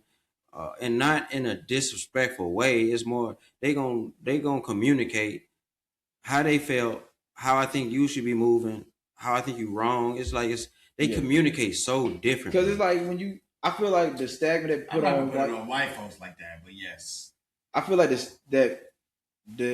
just saying I put it on them because you just see it in their culture in abundance. Compared to in our culture, we just kind of let our kids kind of be on the iPad and we're not really showing them. Nah, we be yelling. You know what I'm saying? We be coursing out our kids. Not as much as how it was. No. I'm talking about like showing them. You know what I'm saying? Like we're not showing them how to skate and showing them how to ride a bike and showing them how to play baseball and we're not building them up like how we showing them. Like I'm talking about bringing them in the kitchen and show them how to make their own macaroni pancakes and macaroni and cheese. You know what I'm saying? Like we let the pad entertain them in the video game entertain them because that's how we were raised. Like people didn't really show us unless our grandparents came and got us and said grandparents showed us this is how life kind of worked. Yeah, this how pancakes be made. This how you wash your own clothes. You got to separate what I'm saying? it. Type shit. So all that. It's like. I feel like that type of energy goes on strong in our community where we're not showing them. I just got finished talking to my little homegirl, and I was like, she pulled out her shirt out her bag, her little work shirt, and I'm like, and you better iron that shirt. And she looked at me like she didn't even know how to work that motherfucker, dog. And I'm like, what is that? And I'm sitting there like, girl, that was a. Girl, man, my mama didn't play. Like when I got older and start doing things, like, hey, bring your school shirt down. You iron that shit, man. Iron it. That was like, a must. Like, oh my god, I used to hate it. But I feel like we don't show our children. You're not showing teaching them basic life stuff no more. They just relying on, or even how to structure their character. That's what I'm saying. Yeah, white folks will sit down and try to structure their child's character, dog. Like some of them do. A lot of them be coddling. A lot of them be coddling their character. Yes, they do. They be coddling their character. They be coddling their character. I do yes, see they do. A lot of white kids. Yes, they do. They get that big chance and be like, "Fuck you, Bob." Yeah. They be coddling their character. So I'm not. But I'm just saying. I'm just giving it to where. I'm just saying it to like mostly where communication or vulnerability or communication happens more in their community compared to our community. There is no expression between like at least but we don't let our children express how they feel and then let them ride on that expression. You know what I'm saying? Like a lot of them be like, "Oh, you in my house, so you gotta shut the fuck up and you got to eat with like they don't get no choices. Like it's different in our households. You know what I'm saying? And our households is different. Like you don't get no choices or you don't really get a lot of time to express yourself as a little one. You understand? Like compared to how them little white folks, these little white kids be expressing themselves, or their parents will actually invest and put them in therapy or put them in counseling. You know what I'm saying? Like. Type shit like that's what we was throughout the years. Like we go back to the slavery days on like why we like where we are. We get it from the white folks because when the white people had the slaves, when they were slaving black people, when they whip us, where you think where that came from? We whipping our kids with a belt. I also will say, and I will not give these people this much power. I just will say. They don't have good parenting in history, though. No, they don't. But I'm saying how they went about the parenting. You still not. There are some times where we could take some notes. Yeah, we could take some notes. That's what I'm saying. We should take some notes on how we communicate. We could take some notes to our children. Yeah. What I will say is all of it. No. What I will say is they are missing some things to where there are. They are not sparing the rod, you know what I'm saying? Or they're sparing the rod. Let's say that where they should be more hands on with their children, and their community will look a little bit more different. But you know what I'm saying? What I'm saying, the way that they communicate compared to the way that we communicate to our children, our communication is off. Could be different, bro. Yeah, like that's what I'm trying to say. Different culture, especially like a New York mom, Baltimore mom, heavy South mom. New Orleans mom, South and you know, it's like y'all can get a little different. Dads too, not just moms. All you know what I'm saying, all that shit. Communicating to these we can children, get better. That shit sometimes be ugly as fuck. It's ugly than a bitch, especially as far as like we talking to a kid.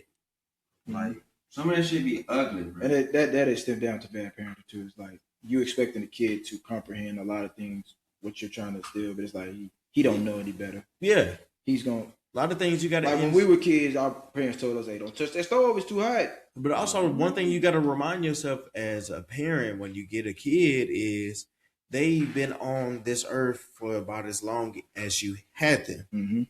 They don't understand. There's a reason why you 39. There's a reason why you 29 or however, even if you young and you still had it, there's a reason why you that age and they're this age and they don't know nothing and you do. There's a reason why this a grand reason why that it's happening. So it's like for us, we just got to get to that point to where we're realizing they really don't know better either. We gotta start. Even it don't matter if they've been here for 19 years. We gotta go back. And they seem like they're old enough. They don't know. We gotta go back to the days where a family household was a family household. The mom and dad, the men who you had babies with the women, you was with that woman. We got to go back to them days to where it was a strong family structure. Right. It's teaching our kids. We're actually hands-on parents. We're actually teaching our kids, like what Blake says, character, discipline, and all that. We have to go back to that. But that starts in the household. You have to talk. In order to fix the problem, you have to go to the root of the problem. So from the beginning. You got to go to the beginning. And once you start at the beginning, you acknowledge that, then you're going to start breaking generational curses. And once you start trimming that tree down, all the other trees is going to follow suit. once those blocks start, it's gonna follow suit. I got a question for you guys. What do you think is the true fall off? And we are talking about Floyd Mayweather here. True fall off of Floyd Mayweather. You got a video? So a lot of people are saying you're doing this just cause of the money. Is it just cause money, or just what you want to do? As you know, nobody's taking none of my properties away from me. Right. So I still got all my houses. I still got everything. I'm still. What's this? The water. Loud. My mother, my whole family, their bills still paid. Right. I still pay all my employees. So is it true? One question. I'm not you finish. Oh yeah, you're talking about the paper. Right there, to the paper. Right. I was thinking about something, right? Yeah. And a lot of times, hold on, let me film. Okay, so check this out. Yeah. Now, when you really think about this, right? We got our people, meaning the black community. Mm-hmm. These people have been paying money for years to come see me fight. Yeah. Mm-hmm. These people will put equity out of their house, bet their life savings, and bet it on Floyd because I prove that I'm 100% when I get in that ring. Right. Okay, so they'll bet their life savings on Floyd Mayweather every time because they believe in me, right? And they root because they want to see me win. And then after they go home and they got everything they want, they praying on my downfall. Right. They praying on my downfall. So yeah, we don't want to see Floyd with nothing. Right.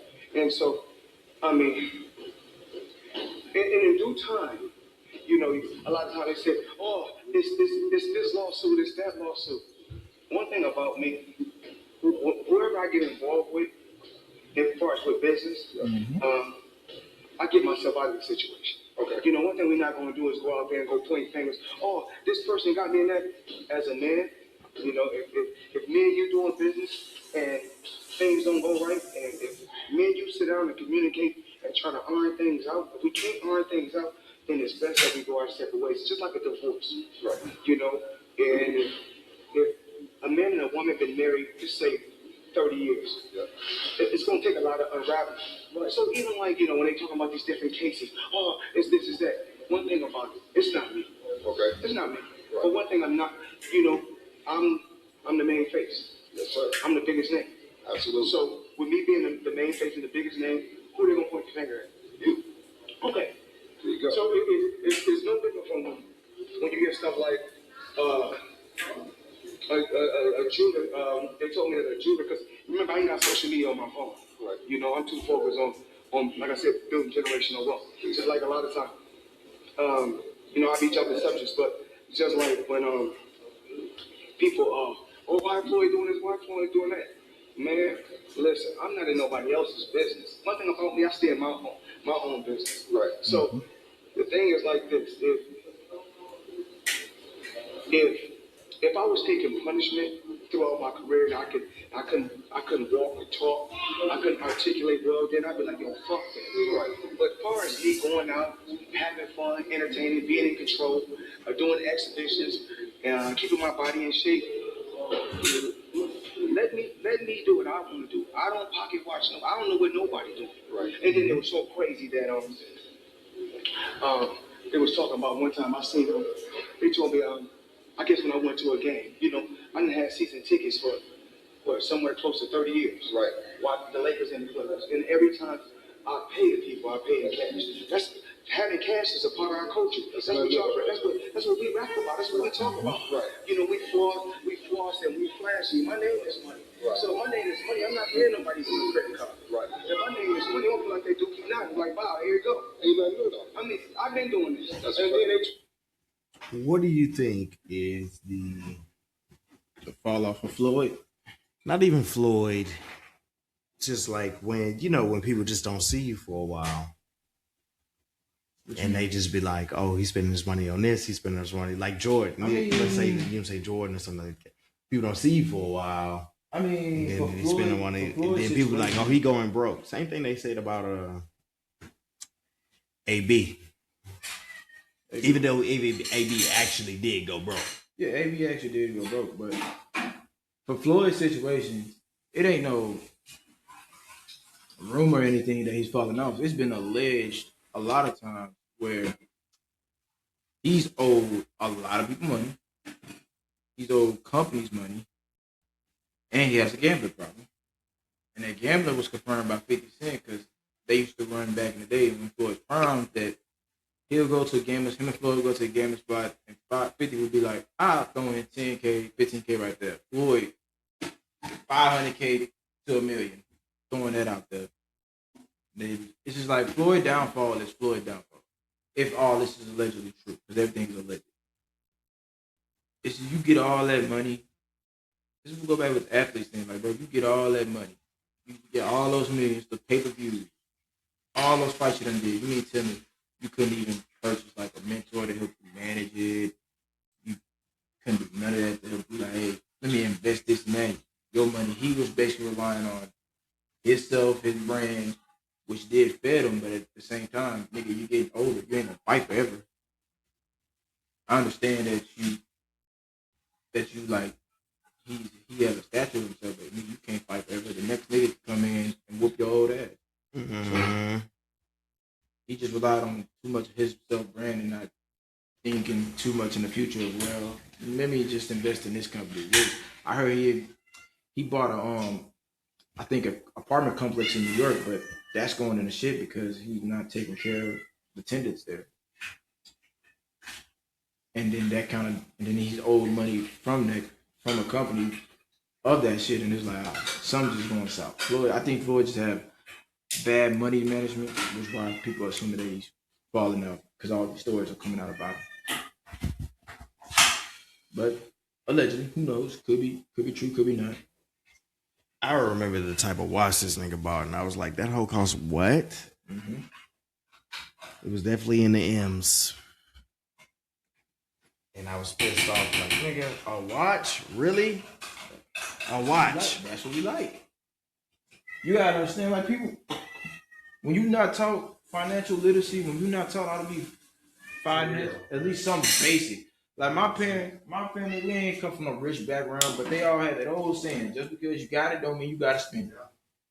That's all they taught me. Just save. They didn't tell me to invest in and all that shit. That came from when I got older. Like right now, like invest, all that shit. I had to learn that myself. But basic saving, you ain't gotta spend that stuff, bro. If you weren't taught that when you get your first million, hell yeah, you was like, damn, I couldn't afford a PS4. Now I can buy 3 of them. This 3 of them. Yeah. This lifetime is about more than how much you save and more how much you can spend. You know what I'm saying? It's about how much you can save and how much you can spend, bro. Because this shit is really not. It's the material mindset keeps changing. Mm-hmm. There's always going to be a demand for material, but the material of the present of demand will always change, and you're always going to be in a race for that. And then that also brings unwanted attention, unnecessary attention. You understand, and things to your finances, but it's mostly about how much you can save, bro. Like, it's either how much you can save, or if you're gonna spend, what are you spending it on? Mm-hmm. Are you spending it on investments that can make you money in the long term, or you just spending it on something that's just liability? Yeah. You know what I'm saying? Yeah. Assets. Floyd dug his own grave, bro. Yeah, he really did. He dug his own grave. And 50 Cent kept telling you that this nigga can't read. So for the longest, and I think that's it. That's 50 Cent kept telling you this man can't Do read. we need him to read? If you can't, yes.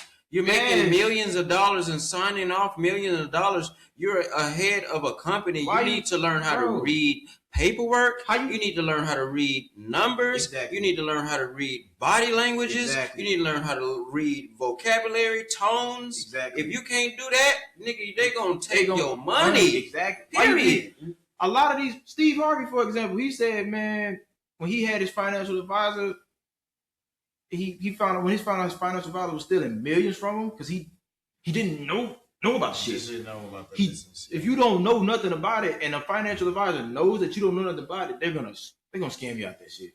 Matter of fact, this NFL player, he retired, Pac-Man Jones.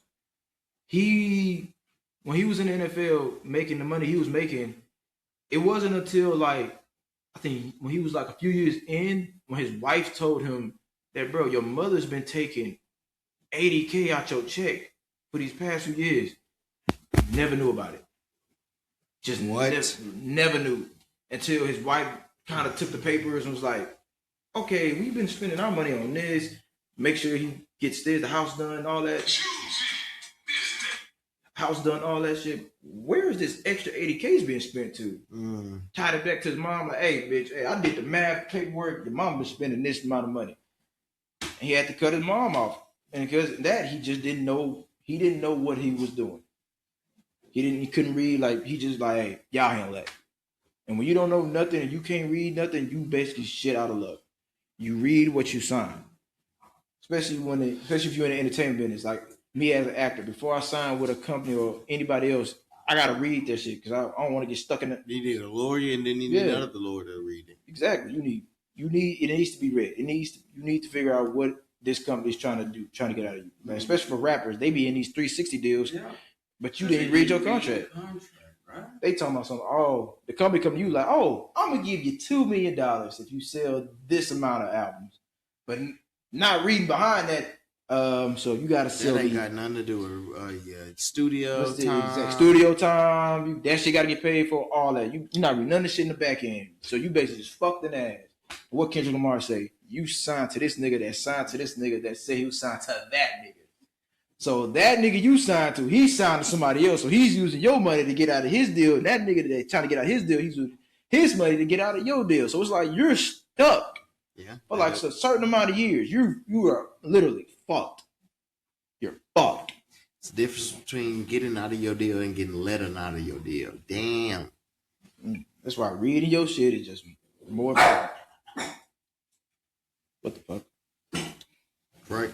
But I'm gonna mosey on to this Charleston. Why you guys? Do you have something else? I did have one, but you can go to Charleston. He's more entertaining.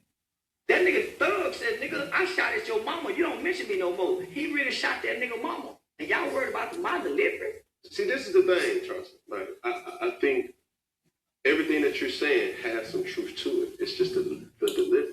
You're standing, there's no denying that you're standing for and by your people. Well, here's the thing.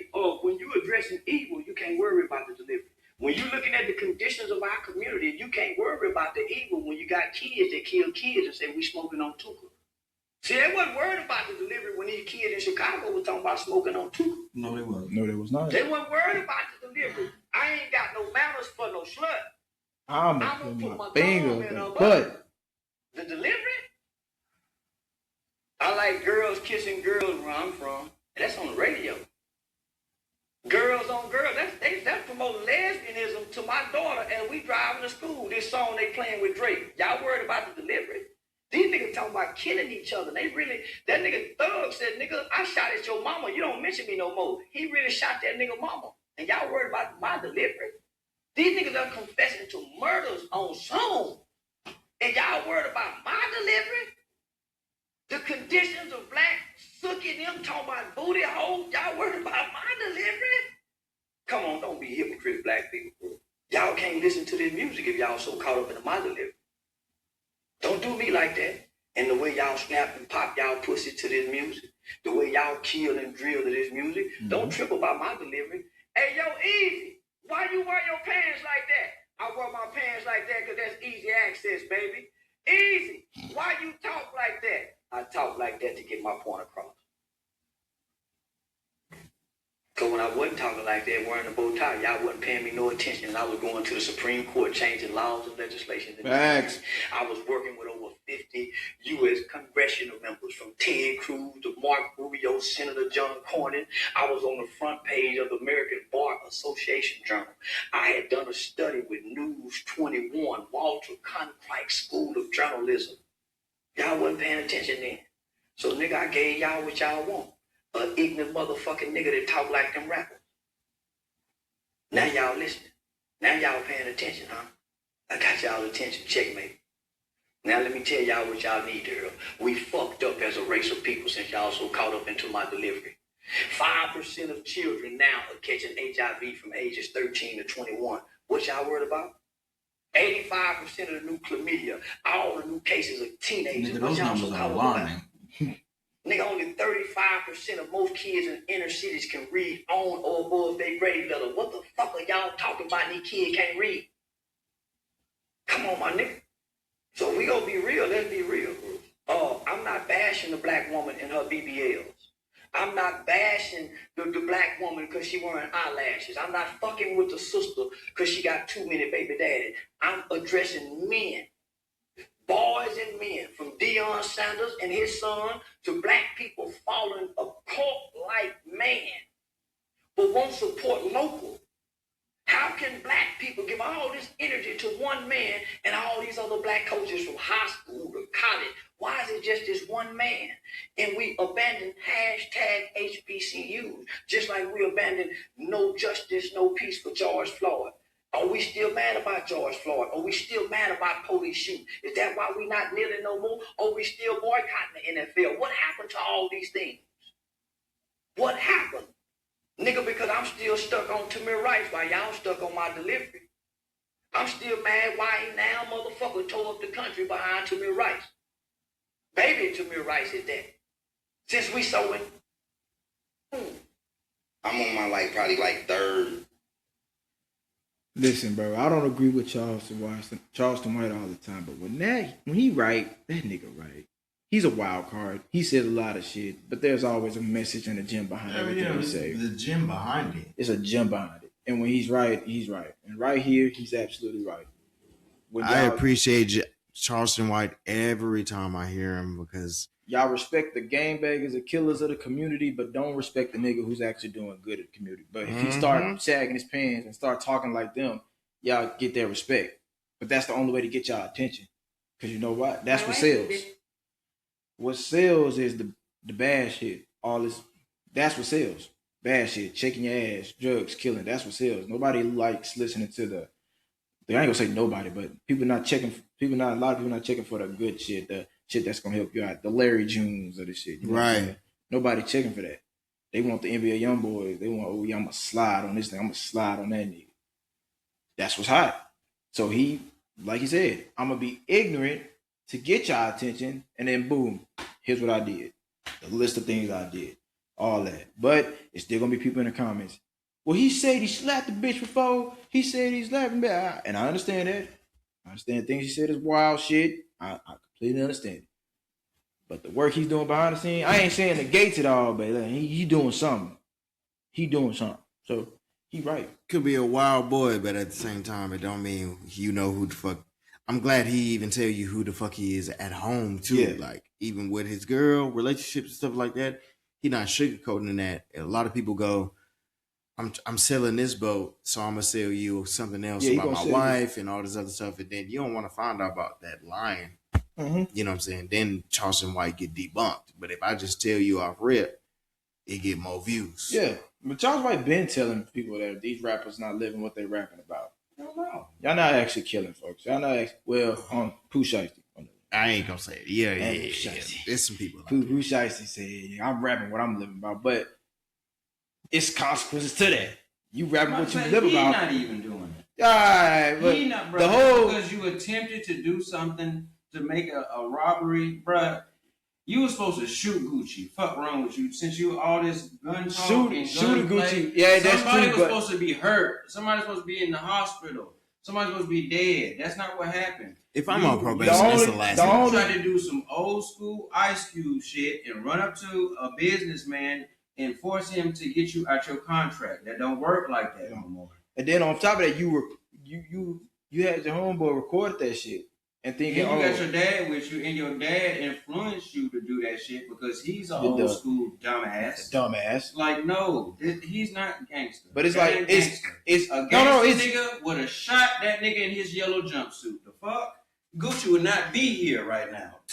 That's what a real nigga. I don't think we had to kill But him it's to like- get out the deal. but that's You're not getting out the deal if you That's kill what him. Pooh Shiesty promote, though. But that's what so. I'm saying. But That's this is what what these this era rappers called promote. gangster. If you do You what, cross me and you dead. That's what I get from the message. Okay, well, yeah, that's true. Like, yeah, From verbatim, that's exact what I get from words. the message. But he didn't- You cross me, I'm dead. That's what I get from Kodak. That's what I even get from T.I. Hell, what the? And he not even no violent rapper like that. But They try that's not what to. I'm saying. That's what all these rappers say. You cross me and you getting shot at in some type of way. Or And something so this happened. person got crossed. Something and happened you to didn't your do that ass. to him. because they not about. Because It's you're not- like you're not about. it's that, certain bro. rappers that you. It's certain rappers that you know like that really like that. It's from stories from what I'm heard. I think Ice-T said the only gangster rapper that stuck by what he was rapping about was 50 Cent. From Damn through near. and through. Not only everybody, that, you're not getting away with anything in there. everybody knew like, oh yeah, It's this over that, with. it was It's over over with. We're It's getting too many away with cameras. everything. It's too many 50 or King Too Von. many This nigga cameras. King Von?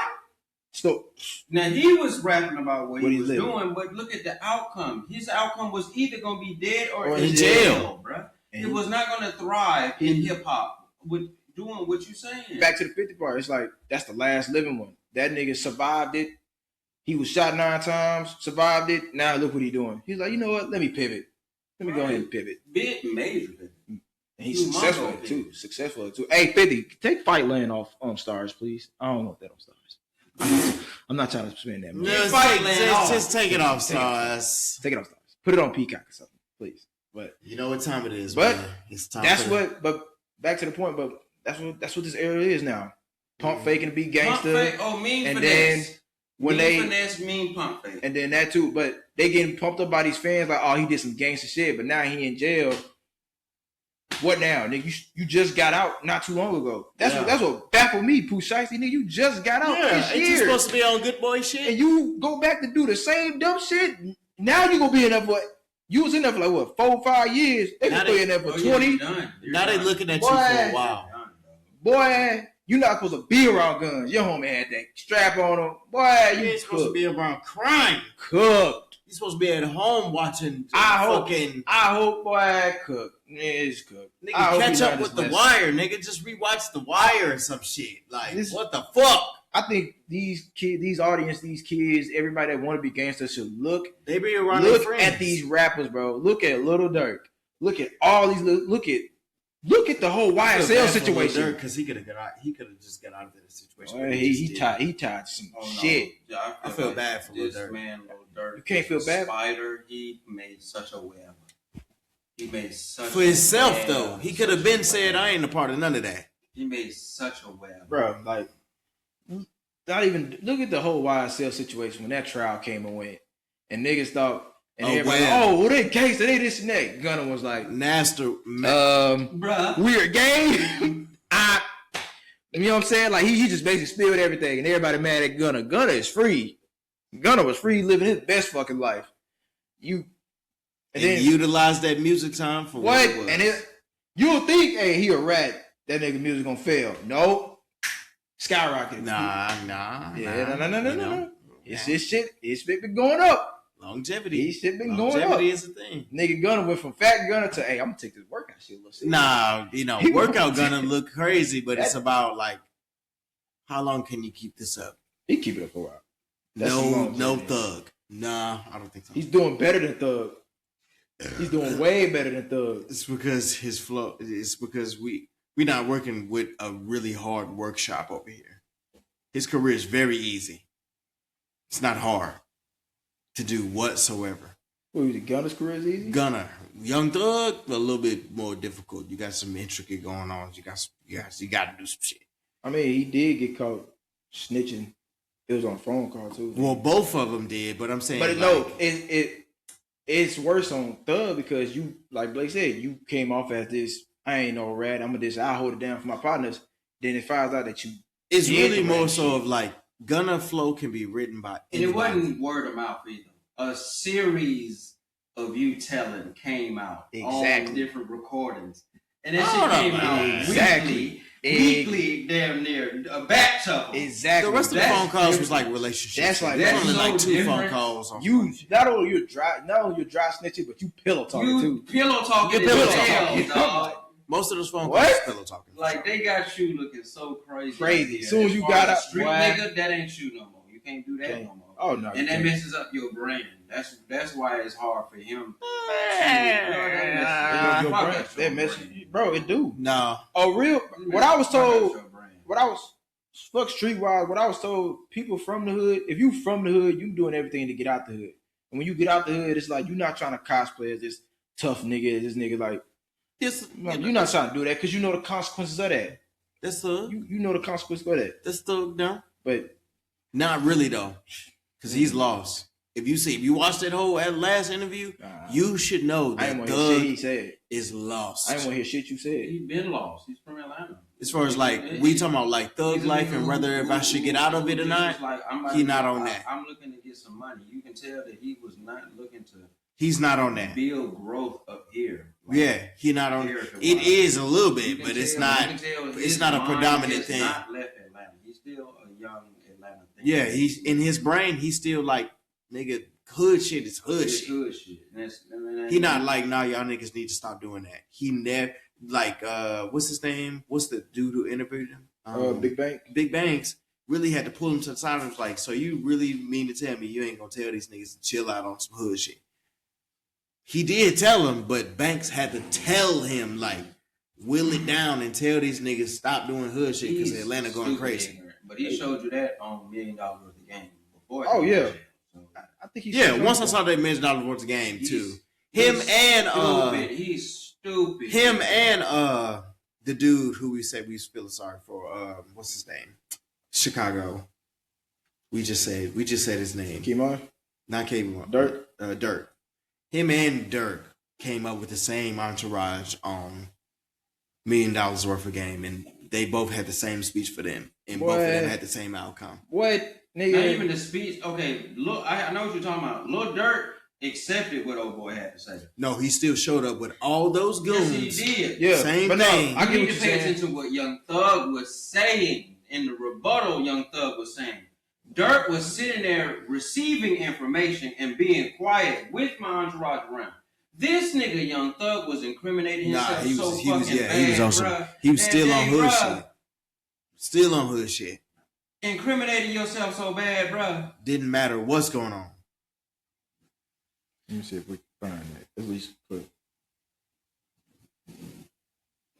That shit was Like mad Dirk, you crazy. can tell he got some sense to the fact that this person that I am.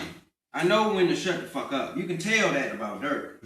I know when I need to sit here and be quiet and not prove to the world or keep trying to show to the world that I'm this type I'm of just person. gangster. I don't have to do that no more. The streets will talk for me. This nigga Young Thug didn't feel that. Young Thug, every time he showed He himself, literally got out of he jail had to and keep did not telling- learn. He almost had to keep A little bit. He didn't explaining learn a or little express it to himself.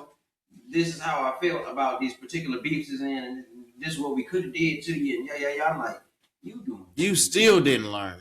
You still didn't go to jail and didn't come out and be like, damn, why am I doing that? Like, and then to me, that nigga said whoop-de-doo. That was a goofy mess, him coming out of jail. All the way down to him proposing to this girl. Made this girl look goofy as fuck. She looked goofy for being with him. Like, I think there's some chemistry there that we don't know about. it's chemistry there, but it's stupid. You We should don't know never that. We make don't your partner look goofy publicly like this. Because it's not only he got the phone call. You should never do that. Yeah. That should never have taken place. Unless This she woman is already, too unless you beautiful know for about it. Too Yeah, she beautiful was for that she was shit. gossiping Unless about she's other privy. females in the industry. Unless she's privy of it. But it's like, man, I know my nigga be moving around. Like, but you know, I'm about to get to the crazy stories. Nigga, when does this end? The fuck? The fuck? I'm about to end with it. her, I'm about to with her partner last weekend. She didn't take very much at all. Started Most of over her stuff from is the still in beginning. her house. I still get the feeling she's just. My wife moved in with her affair partner last weekend. She didn't take very much at all. wait, go back. My wife moved in with her affair partner last weekend. She didn't. They have an affair. Her wife his wife is having an affair, and she's moving in. Wait, so her wife? Okay, The dude's wife. the dude's wife The dude's wife is moving having in with an her. affair. Wait, I Yeah. thought she was married to a woman.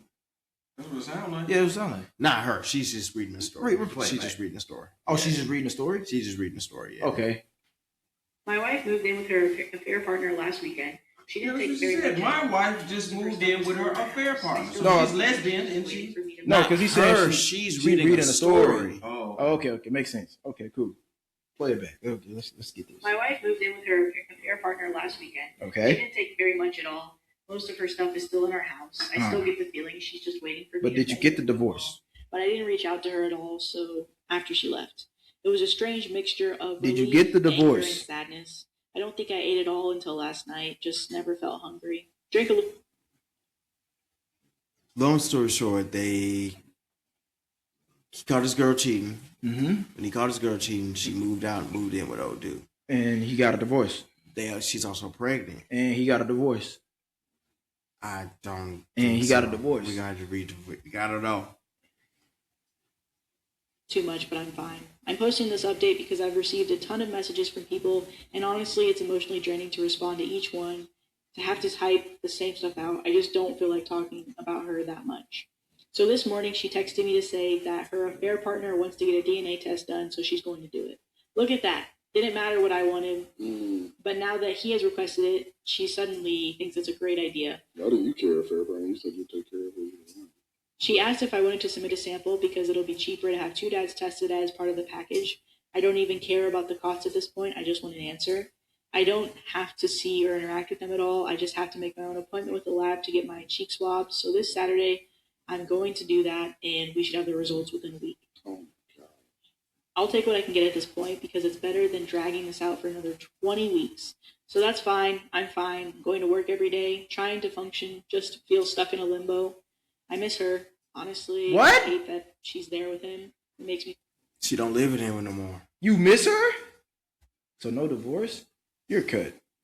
You're cut. You're cut. Sick. Part of me does want to beg her to come home. It'll be even worse if I find out that that's my baby and she's there with him. Unless he drops her at that news, I won't let myself beg her. I won't play one of those games with her. And then, relevant comments. Have you gotten the paternity test results? And OP responded, at 11 this morning, I got the news that I'm the father. Oh, no. I feel incredibly conflicted right now. You love her And still. there's another update. My wife has been having an affair with a guy she met at the gym for nearly a year. She's around Why? 22 weeks Where's the pregnant right now. divorce? She was somewhere Where around is it? 17 weeks pregnant when I discovered she was cheating. She maintained that she was positive that I was the father, but then refused to get a paternity test done to ease my mind. We recently had a paternity test done at the request of her affair partner, and it proves that the baby is mine. It's been very mixed emotions. I'm sick of the story. Very up and down. Probably. Originally, I'm I sick of thought it. We don't need to listen no more. Nasty. We don't need to listen no more. Nasty work. He's a cut. He's a bitch. He's all that in one. He's a cut. He's a cut. He's all that. You still look, man, boy. He's a cut. There's nothing to say. There's nothing to say.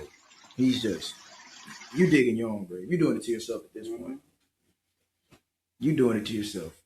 And she already over there with the other. Moved in. And you still saying, well, my wife, it's not your woman anymore, guy. My wife is out of there. Especially if she made the executive decision to go move Move with in? the nigga that she made an affair with. Jesus. Over with. Raising that kid over there with the nigga she's having an affair with, and that's your kid. You cooked, my boy. You dug your own grave after that.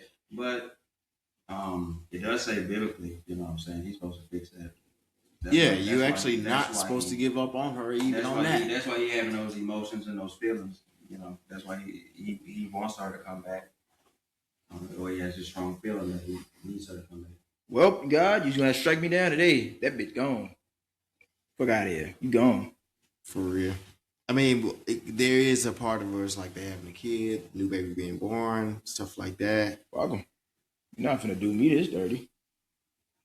Welcome. Crazy. Later on in the story, the dude do punch the other dude later. The husband punched the affair man? Yeah. It's too late. Too late. Too late. You waited a couple years too late, Jack.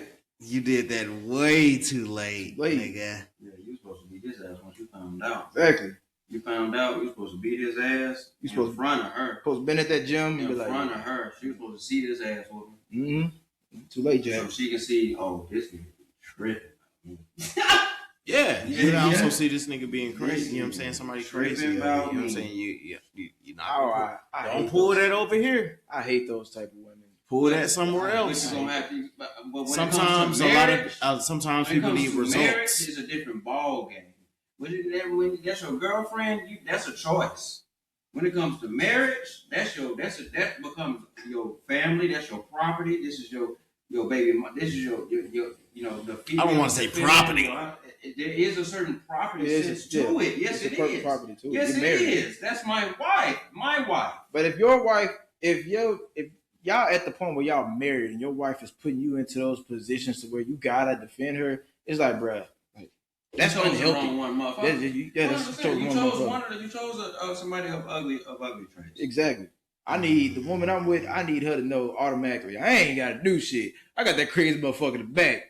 All I gotta do is call him and be like, hey, babe, he won't leave me alone. I'm saying off the point that that's your wife, and you now have to show your wife that I ain't that type of nigga that you can treat like this. Mm-hmm. And the niggas that you think you gonna tiptoe around, you gonna get them fucked up.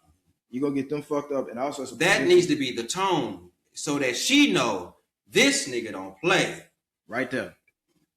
Now, I'm not one of those little boys that you've been dealing with. This nigga don't play. And then you gotta have a certain tone towards her to let her know that I don't play when it comes to that category. You think you, yeah. A lot of niggas be submissive and let them do what they want to do and argue with you. This ain't nothing to argue about. This is really what's So this is my stand. This is what right. I want. Right. No arguments. And a lot of dudes, they don't take no leadership positions. They allow them to have co-leadership. This ain't no co-leadership.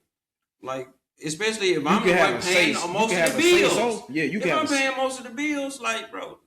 I get with this era, they be wanting the women to take co-leadership of the shit. But the thing is, like, bro, I ain't gonna let you have a control over me. I'll let you have a say so. There's a say so, but you're not about to control me. Exactly. And you're not about to control me in a way where I know that is not about to benefit the boat. Exactly. I'm the leader, so I think I'm taking the boat in a certain direction. Yeah. You supposed to say, oh, there's an iceberg ahead. Not, hey, let's go over there to the iceberg because I see there's something over there for us to get, and I know we can't even get over there to do so. Exactly. Like, it's like you're supposed to be the one showing me, oh, you driving a bit too fast, or you know what I'm saying, like, or can you speed it up, or you know what I'm saying, like that's what your co-piloting is supposed to be. You're supposed to be the eye of the back of my head. Yeah, like, I don't see, but what you see it. You see, but like, hey, babe, if you're applying more unnecessary pressure to the equation, we not driving this boat correctly, bro. No, not at all. I'm the king, baby. You gotta let me lead. And they don't allow us to lead. You gotta let me lead. They do not. They don't. They really don't. They do not allow us to lead. I really think it's a semi-lead type of thing. Because it's like as far as like she can have it too, but you can have it too at the same time. Because it's like what's being pushed. These boss girl CEO type shit. Don't get me wrong. I love a CEO type. I love women to make their own bread. Like, do your thing, girl. Like, get your money. I praise for that. But it comes with a certain attitude, though. But I'm saying it comes with a certain attitude. Right. They come from that, oh, since I got my own money, I got this and that, I get to say so in this. All right, you want to get a say so in this? All right, cool. Then we're going to split this down the middle. Then that's when they look at you like, oh, wait. Now, hold on. You ain't the man. Like, oh, wait. You wanted to say so. You want to be top notch in this shit? Cool. Let's split this shit down the middle. That's all I'm at. Let's split it down the middle. You want to say so? Cool. Get your say. You want to help me control this shit? Cool. We're going to split the work down the middle. It ain't going to be no, oh, you get some of the control, but I'm taking care of everything else on the outside. Like, I'm going to give you control when it's need be, and I'm not going to say it like that. Right there. That is exactly what it is. When the need be. I'm going to give you control when I don't need it. Like, shit.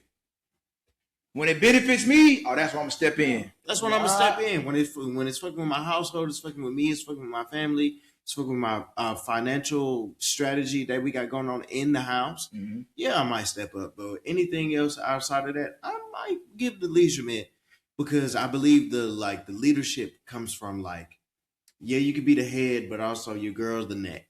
You know what I'm saying? I'm a big firm believer of your girl's the neck. If you got a strong girl, if you got a weak girl, you need to be the neck and the head. But if you got a strong girl, just like you got eyes behind the head, she need to be in control of that neck. Mm-hmm. So that's why I don't necessarily word it the same way y'all worded it, but the same way I do feel the same way. We are leading to a greater foundation. So we have to get to there. And sometimes girls don't even have full control of the leadership the entire time. Mm-hmm. So you just got to It is some relationships where she only got to say so. Yeah. And it's like, and it's some relationships where that girl don't say shit. I ain't that type of dude who, you know what I'm saying? That's the other I don't shit. want that. I don't want a girl that. who just don't sell me. I want you to say something. Say something. I'm not the man that's gonna be like, oh, you ain't got to. If I'm getting trampled, it's a dictatorship, basically. If I'm getting trampled and you got a gun, bitch, if I'm getting jumped, hit that hoe. You better be in there with me. Yeah. It's a we, goddamn it, because 50 girls jumping you, well, shit, 50 girls jumping me too, goddamn it. I ain't letting you fall by yourself. Or if I'm holding a robber off, I need you to come and hit that nigga with the babe, I'm scared. Bitch, pull that trigger. Pull that trigger. Shoot him in the leg, baby. Shoot something. Do something. Make a loud noise. Do something. I'm wrestling with him. Call the cops. Do something. I do need a backup. I always said I'm not gonna really, you know what I'm saying, super lay it down with somebody who can't survive the zombie apocalypse with me. Because if you're getting tackled, you're getting tackled. It ain't like, oh, that's my man. Fuck that, bitch. You got that shovel. Hit that. Get off my nigga. Yeah, I need that support team. Fuck that. I'm dead. I don't want you to be like, oh, babe, I'm scared. No. How y'all I need you on it. How y'all feel? All right, well, let me word it like, do y'all feel being a stay-at-home mom is a job? Yes. Absolutely. Hell yeah, nigga. Yeah. I used to be a stay-at-home dad. That motherfucker was a job. It's a task. You got a lot of if there's children involved, a you job. Know what I'm saying? That's just fast. It's a little simpler for men. The little ones, you got the little ones. Man. I understand if you was like this stay-at-home mom, for us to complain to us to stay-at-home mom, if these children, if you got all you got to do is drop them off at school, and you got the rest of the day to kind of like figure some things out. I can kind of, I guess. That's where I'm probably gonna bring up maybe the argument. Make some different conversations towards the woman, but if these babies is 3, 4, 5, 6, 7, 8, I'm leaving that bitch alone, bro. But that shit got so much shit going on. As soon as you get home, it's your time. There's so much shit going on with them kids, bro. My God, bro. It's a lot to entertain a child. Yeah, man, that shit. It's a lot. It is a semi job. Let's say you have multiples too. Oh my goodness. Would y'all compare that to like stay-at-home moms to actual working people? Nah, not at all. It depends on what your job is. Not everybody's job is hard. Some people go to work and they just typing on a goddamn computer, bro. Yeah, everything's mentally draining. Yeah, everything has a certain, task to it. But I don't want to say don't downplay them, bro. You got to think about it, bro. They got to get up, or that child won't wake them up at the time that they didn't want to wake up. So now we're up at the time I didn't want to wake up. I gotta feed you. They gonna get on your nerves until dad get home. Dad may not get home till 6, 7, 8 o'clock. That means I gotta plan what we're doing for the afternoon. And if I'm a good parent, that means I'm definitely gotta show you something, teach you something, structure you. You know what I'm saying? On top of getting y'all dressed and bathed and getting ready for the next meal, lunch and dinner type shit. I gotta take you to all your appointments because dad is at work. So you don't know if they're in the terrible twos type shit. Sometimes you got crazy kids running around your crib type shit, home and it's loud. Type, bro. This I was served, bro. This happened yesterday. What's today? This happened yesterday on my Friday.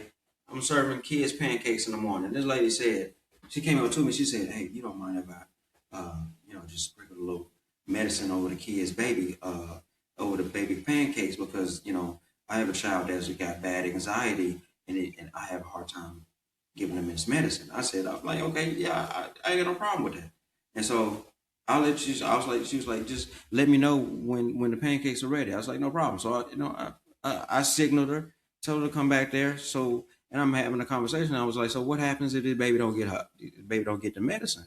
And so she was, oh no, it's bad. She was like, this baby will start, like, if we getting ready to go to school, this baby will start screaming. And will take off all their clothes and act like they don't want to do, like, I'm like, yo, like, bruh, watching the development of a child when at 3, 4, 5, 6s, that shit is so, it's crazy. It's crazy. It's crazy because you do not know what type of personality this baby coming with. You don't know. When I was a stepdad, and the days that I did have to be an at-home dad, bruh, my stepdaughter, bruh, when we would drop her off at the pre-K or kindergarten classes, we had to wait about an hour just to calm her down, just to see if she was going to be able to stay at school or not. Because sometimes when we would drop her off, and by the time we was halfway back to the crib, the school is calling us because she whooping the teacher's ass, or she's whooping other students' ass because of how she's regulating her emotions and how she's expressing herself as a 3, 4, 5-year-old. You understand? So it's like having to do that and think about, oh, I'm just gonna drop off the baby and I'm gonna go to work. Nigga, no, you're not. No. No, you're not. Now you gotta come back and come pick the baby back up. You gotta get through the notion of you and your baby have to now understand, I'm dropping you off here. This is where you're gonna stay for a couple of hours. That takes literally 2 or 3 months. My daughter used to go to that daycare and go to bed. Like that, you don't know what you about to get into with your child. She wouldn't listen to I feel like when you do have a child and you can sit back and be like, bro, my child don't give me no problems. At home. That's a blessing. That's such a blessing. That's such a blessing because it's hard. You don't know when it is a gambling, a card shuffling. Yeah. You don't know what type of little person you getting ready to get. It don't matter how good your teaching is. When you away, it's how they want to express and how they about to represent what you taught them is really different. It's really different. So I don't downplay that. Like you said, especially taking care of more than one. Ooh. I don't downplay that. Would y'all prefer a stay-at-home mom, or would y'all prefer a hybrid mom? Hybrid. I would like a hybrid. If a hybrid mom, that bitch, she stayed at home, but she also smart enough to work from home too, type shit. Like, well, she got her own business to where she can juggle both of those things. Not only that, I want my time with my children. Yeah. I want a hybrid because I want my time with my children. I want, like, okay, mama sleep, leave her alone. Come, we over here. We over here. Even if I got off work, she, you know what I'm saying? Leave her. When I get home, I'm the type of guy, come home, mama is no more. Now it's my time. Now it's my time, leave her alone, let her go do her thing. Because I've probably been doing my thing, you know what I'm saying, whatever. Yeah. So, even if I'm off work and I fall asleep with the kids, still the kids with me. Mm-hmm. You know what I'm saying? Whatever the case may be. So, for me, that's where I lock in as far as like, it's a, even if y'all together or not together, it's a co-parent. You got to do your part. Yeah. You can't go home and be like, where's my dinner? Take care of me. Come on. You know, I pay the bills. Take care of me. Nah, fuck that. Especially if you got multi-kids or even you got one kid and that holds the best kid in the world. Mm-hmm. Still, leave mama alone. Let her rest. There's still some decompressment that the mother needs. Not only that, let's say she's 1, 2, 3. She's going through postpartum. You're supposed to give her a break. This is why most relationships don't work out, because niggas don't even be thinking like that. Her body's still getting back together from pregnancy. You got to give her a break. So, man, just on that. And the reason why I asked y'all those 2 questions, because I want to say, do y'all feel like right now in today's time, people are kind of like pushing their ideology, what's the right way to run a household and what's a wrong way to run a house. Basically, like the right way is woman stays at home, cook, clean, take care of the kids. Man does everything else in the book. And I don't know why that's being. Do y'all think like? But what's y'all take yes, on it is being It's pushed. being pushed because this is what throws off relationships. If we start doing what other people are doing in their relationships, that mean that you not necessarily, you don't have no structure or no leadership about your own self. your own self and your own thing. I was about to say, when it comes to relationships and when it comes to households, that's private affairs. So what goes on here and how we do so is really the strongest communication between me and that partner. You understand? Yeah. And it needs to be protected that way. Yeah. It don't need to be like, oh, this is what Brenda and them doing at their house. This is what I think we should be doing. We need to structure how we doing it, and that's our private conversation, and that's what we protect, and that's how we move, and that's our ideology. We don't go against that grain. In the moment that people start going against that grain that they built within their own households, now it's a conflict and now it's a separation because you now see something different that we're not practicing. We're not practicing that. Some You know what I'm girls saying? will start challenging a man at home because they see something else. Because they saw something else in somebody else's household. You Yeah. understand? And that was private. That's why That's been going on for many the years. internet and social media is fucking us up, bro. Yeah, it's been because like that for we many are no years. longer doing how we want to rock. You understand?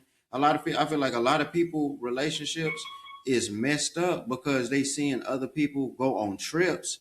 And bro, it's certain people relationships, they never went on trips, but they love each other to death. And that's because that's not something that makes their relationship is the trips or how much you know, of that type of quality time that we're spending on that type of quality time that we're spending with each other. You understand? Like they adore each other in these other different ways, and just because we can turn on our phones and look at other people's lives and say, damn, I want to be smiling like that. There's a lot of envy going on. We're losing to envy. One of the biggest sins. We're losing to envy, bro. That's strongest. 100%.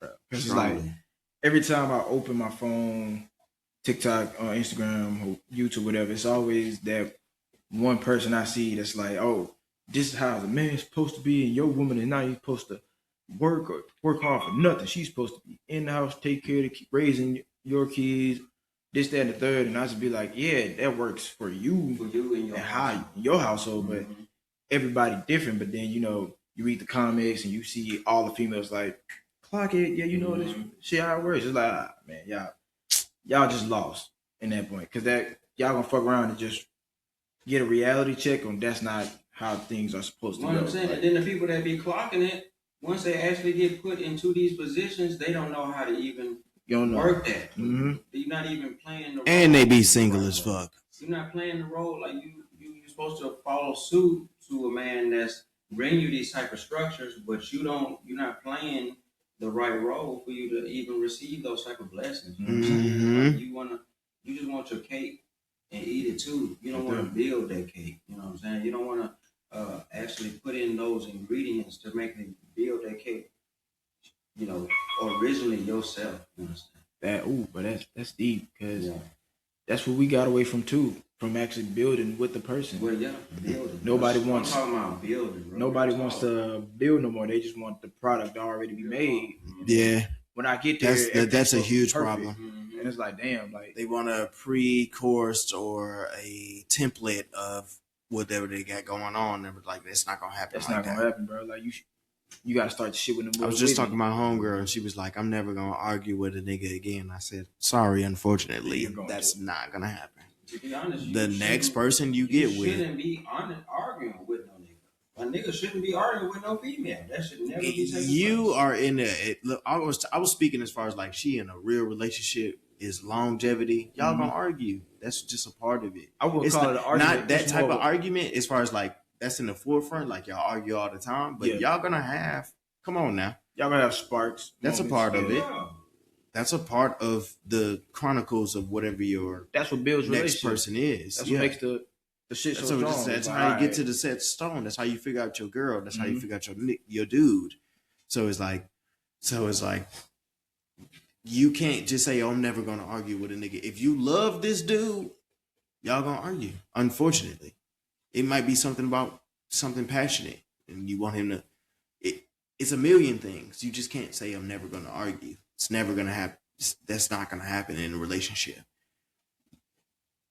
It takes two mentalities to clash together to really realize what they got going on. Mm-hmm. Man, you still learning your partner at that. Yeah, and you're gonna learn your It's partner not like y'all just for staying eternity. It's not like y'all just gonna stay the same for eternity. She's gonna She's gonna learn change something too new. And she's with like, you. I like that. Yeah, she gonna start changing with you too. She might not didn't like that shit in the beginning, or he didn't, or whatever the case may be. And now you do. His girl then got him into some shit, or his, you know what I'm saying? He didn't got her into some shit, made her feel a certain type of way. Now she doing a whole nother thing. You ain't never even knew she had that talent. So it's like you can't really bar none any of that stuff. Like you just gotta. What I want people to realize is that it's gonna be mysterious when you go in, but at the same time, the mysterious is beauty if you make it. Mm-hmm. You know, that's what it's about. It's about having those questions: what you would do, what you wouldn't do. Having the ability to be bored with each other. A lot of people think that just because they're not talking and they just chilling and they doing their own thing, they don't have a spark anymore. No, y'all just chilling. Yeah. Y'all just chilling. Y'all have assimilated to each other, and now y'all are able to even be loving, and y'all don't even say anything to each other. That is true. You know what I'm saying? She on her phone, I'm on my phone, or I'm on the game. She, you know what I'm saying? Whatever the case may be, you just gotta. You don't ever want that person to be like, you on the game all the time. You want somebody to be realized that we chilling in the crib, not that he on the game all the time. We chilling. He's on the game. He's in the house with me. Sometimes this nigga say, babe, you trying to play? Whatever that nigga say. You know what I'm saying? Or sometimes not. Or he say, let me get off this game, take my girl out real quick. As long as you got that guy, don't complain about the game. If you got the guy who's just strictly on the game, maybe you might need to figure out some things. Yeah, you probably need to do. You know what I'm talk saying? to him, be like, hey, you know, you is on the game a lot. Not only are you on the game a lot, because some niggas can be on the game, but you still entertaining your girl very heavily. Like your girl right here, we having conversation. I'm just on the basketball. You know what I'm saying? Whatever the case may be, you still doing it. A lot of niggas be like, bitch, bye. She back there. Get into it. So like, but also girls, I don't want y'all to be like, don't ever complain about that, because for him, wherever he's from or wherever his childhood is, he's bringing that home. That's his comfortability. That's what he like doing. If you do it too much, you know, that's different. You fucking up the piece. You know what I'm saying? Yeah, that's different. But if that's his come home and wind down, notice that's his come home and wind down. If you accommodate to him, I promise you this nigga ain't gonna never leave. That's a perfect home to most men right there. And to a man, Perfect accommodate to his peace, this nigga will never leave, even if he fuck up. Came home, long day for work, hopped on the game. She said, hey, baby, I got this cooking up 5 minutes. You make tea. Now, some niggas got their girl at home and they fuck it up. Oh, yeah, they fuck it up big time. Some dudes got their girl at home, she rolling the blunts and all different types of shit. Working, giving you the check, all different types of shit. And them niggas still running her through the mud. See, niggas like me, I see that shit. I hate y'all. I'm waiting for y'all. I'm letting y'all know I hate y'all because y'all fucking it up. I don't hate them. I love y'all them. fucking it up. I don't hate them. You gotta love them. Nah, you don't. Fuck it up. Because they'll go with a nigga like you, and they won't give you. They won't give you the chance to do that. I'm gonna let her know her ear. Like I never did that. I promise. But they won't believe you. I'm gonna make you believe. I'm gonna make you believe. Make you believe me. I never do you like that, baby. I promise you. I just want to leave them. Just leave them. Just leave them. What? Just leave them. Did you want to do your next one? You want to save it to the next part? We're gonna say that to the next part. We're going on. And 42 minutes. It is 3 in the morning. About 3 in the morning. Sometimes, you know, That quick. But we trying to get the hours in. We gotta let that AI know we got all this content going so we can get the shit out. Woo! So I'm about to reel the fuck out of shit. You about to what? About to reel the fuck out of shit. It's about to be like 100 reels. Whoa. Oh, we got a lot of people liking the reels. Yeah, it's a lot of people. That's the only reason why I'm going hard is because a lot of people have been talking. A lot of people have been hitting me up and be like, I actually watched the pod. Even though the numbers is not numbering as much as I don't even want the numbers. I don't care. But at the same time, the numbers matter. It is something that I'm looking towards and I'm looking forward to. A lot of people do hit me up and be like, I do watch. So since I do have these little small watches, I will accommodate to them people as well. Spread it off to all platforms, TikTok, YouTube. Yeah, we finna be on Spotify and all different types of stuff. So, yep, just watch out for us, man. The Emotional Club is the sponsor. Please check us out at theemotionalclub.com. And it is the monocle emoji.